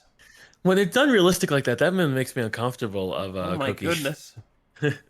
Oh my goodness. Damn, dude. Think, Jerry, how does that affect us getting paid?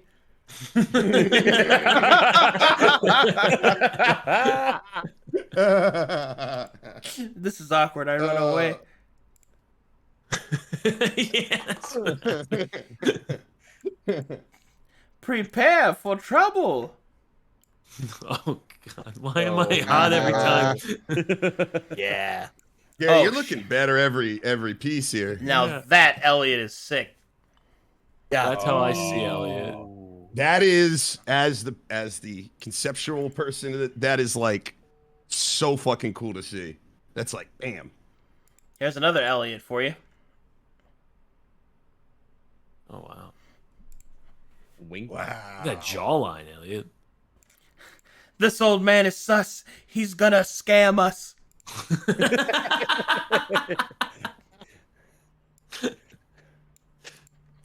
So, what is it? Ritual patch notes, removed clipping issue, reduced lag with basket rendering, took rhythm bond behind the shed.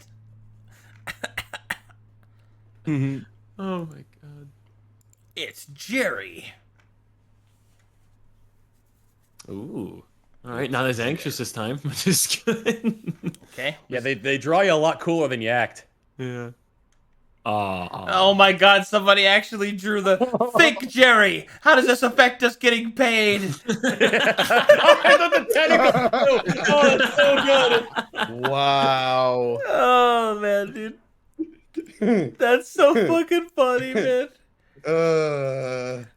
How do you feel, Mr. Freeman? Oh wow. Oh shit, dude. That is crazy. Thank you for the art. Oh shit. Aw. Haven't cast any undead magic yet. Koki's trying to keep that hidden. Hello, my Koki's name is Koki. Oh, that's so cute, Ellen. Oh my god, time for crime, bros. The mage hand. The mage that's hand. great. Part of me was hoping that it was just like it was chilled going for the fist bump. This And caption. just no response. This caption is I cannot be the only one, right? It is a little true. He does look a little bit like him.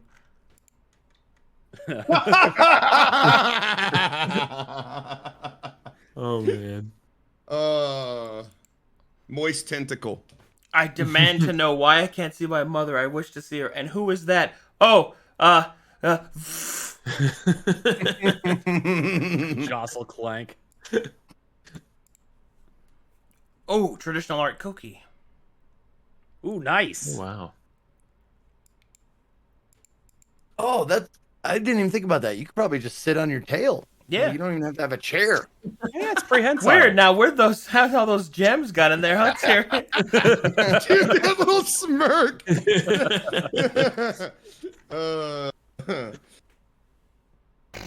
Stop, look at that. Oh. Oh.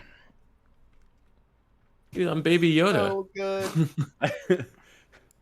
I like the thing that like Jerry is actually saying crime and Raul is just thinking crime. Elliot, I despise those who control undead. Koki.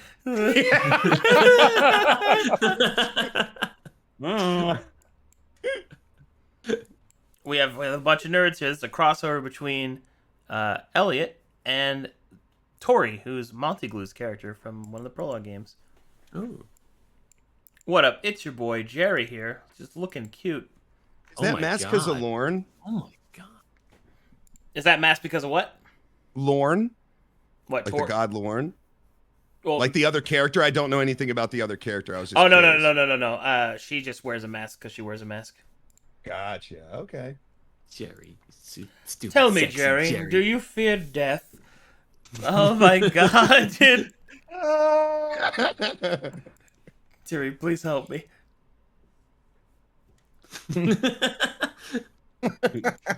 The daimyo will see Tiri, you please, now. after you tried sneaking gems into his pocket. Terry, say something. Stop this. The dynamo. Ah, you've come. It's Jerry in Hero Forge. Oh wow.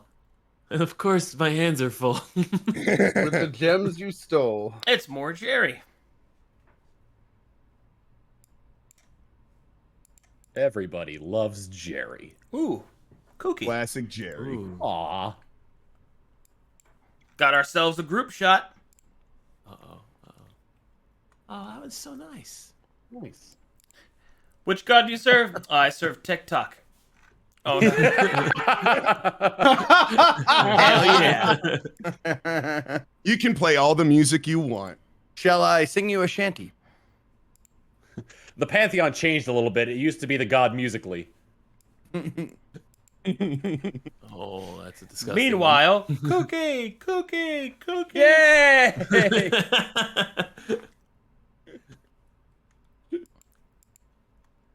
Elliot, you're jacked. Oh God, they drew it. Winks at Oh, Jerry. he said Jerry. There it is. Wink, winky face. Oh, can't use that one. Cookie is cookie. Yep. Oh my gosh, Kooky, your character I just made the connection. It's very Big Bird. He's got a lot of Big Bird characteristics, man. Oh yeah, just very innocent and I thought you meant an appearance, and I'm like, what? No, just like he's got a Big Bird vibe to him a little bit. So I don't gotta know. interject here for just a quick second. My power's been out for about 5 or 6 minutes now, and my UPS is down to about 7-ish minutes. So if I suddenly leave, that's why. Okay. We're almost done with the fan art. I really like this one of you two, Rawl and Jerry. This is very good. Oh my God! Somebody drew this. This guy's a fucking scam, man. this guy's a scam, bro. I'm telling you right now. Oh man, this art style. Oh wow. Oh, dude, that looks almost Disney. That is Yeah, like Jafar almost. awesome. Yeah, I man. get such Qui-Gon Jinn vibes from that one. Look at that man. That's a Wow, that jaw. Dude, it's That slice some jaw. bread with that jaw. Hey, Juice an orange. Cookie's cookie. Oh wow. Koki is Koki. Bro, I found a ruby, bro. Koki sounds like Ruby tonight. Yeah, fan art Koki comes in 2 forms: really adorable or very realistic lizard. The Koki reminds me of the Kevin from Up a little bit.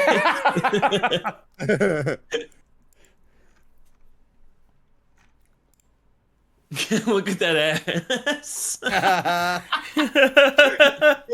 It is. Oh, look at that. Nice looks. So well done. It really Dark is. character with a messed up past. So many Sure. talented people, This dude. could be like, fun. This is overwhelming. Yeah. Oh, I saw the man. one in the Discord, and from the little thumbnail, I couldn't tell that they were using the negative space as his cloak. That's really cool looking. That is done so well. And thus, we have reached the end of the fan art. Freaking clap. Just amazing job. So good. Thank you guys so Amazing. much for playing in my game. Love it. Yeah, having a great time. Guys, Thanks, this has thanks been so much amazing. for having us. I yeah. gotta run. My wife is being very patient with me being a little bit late. So thank you guys so much for everything. This has been awesome. Yeah, thanks, Yeah. guys. I'll see you next And, Next time. week at the same time, right? Yep, next week, Yes. same time. Cannot wait for next week. That's gonna be awesome. See you guys See you guys then. then. Bye-bye. Take care. Bye. Bye.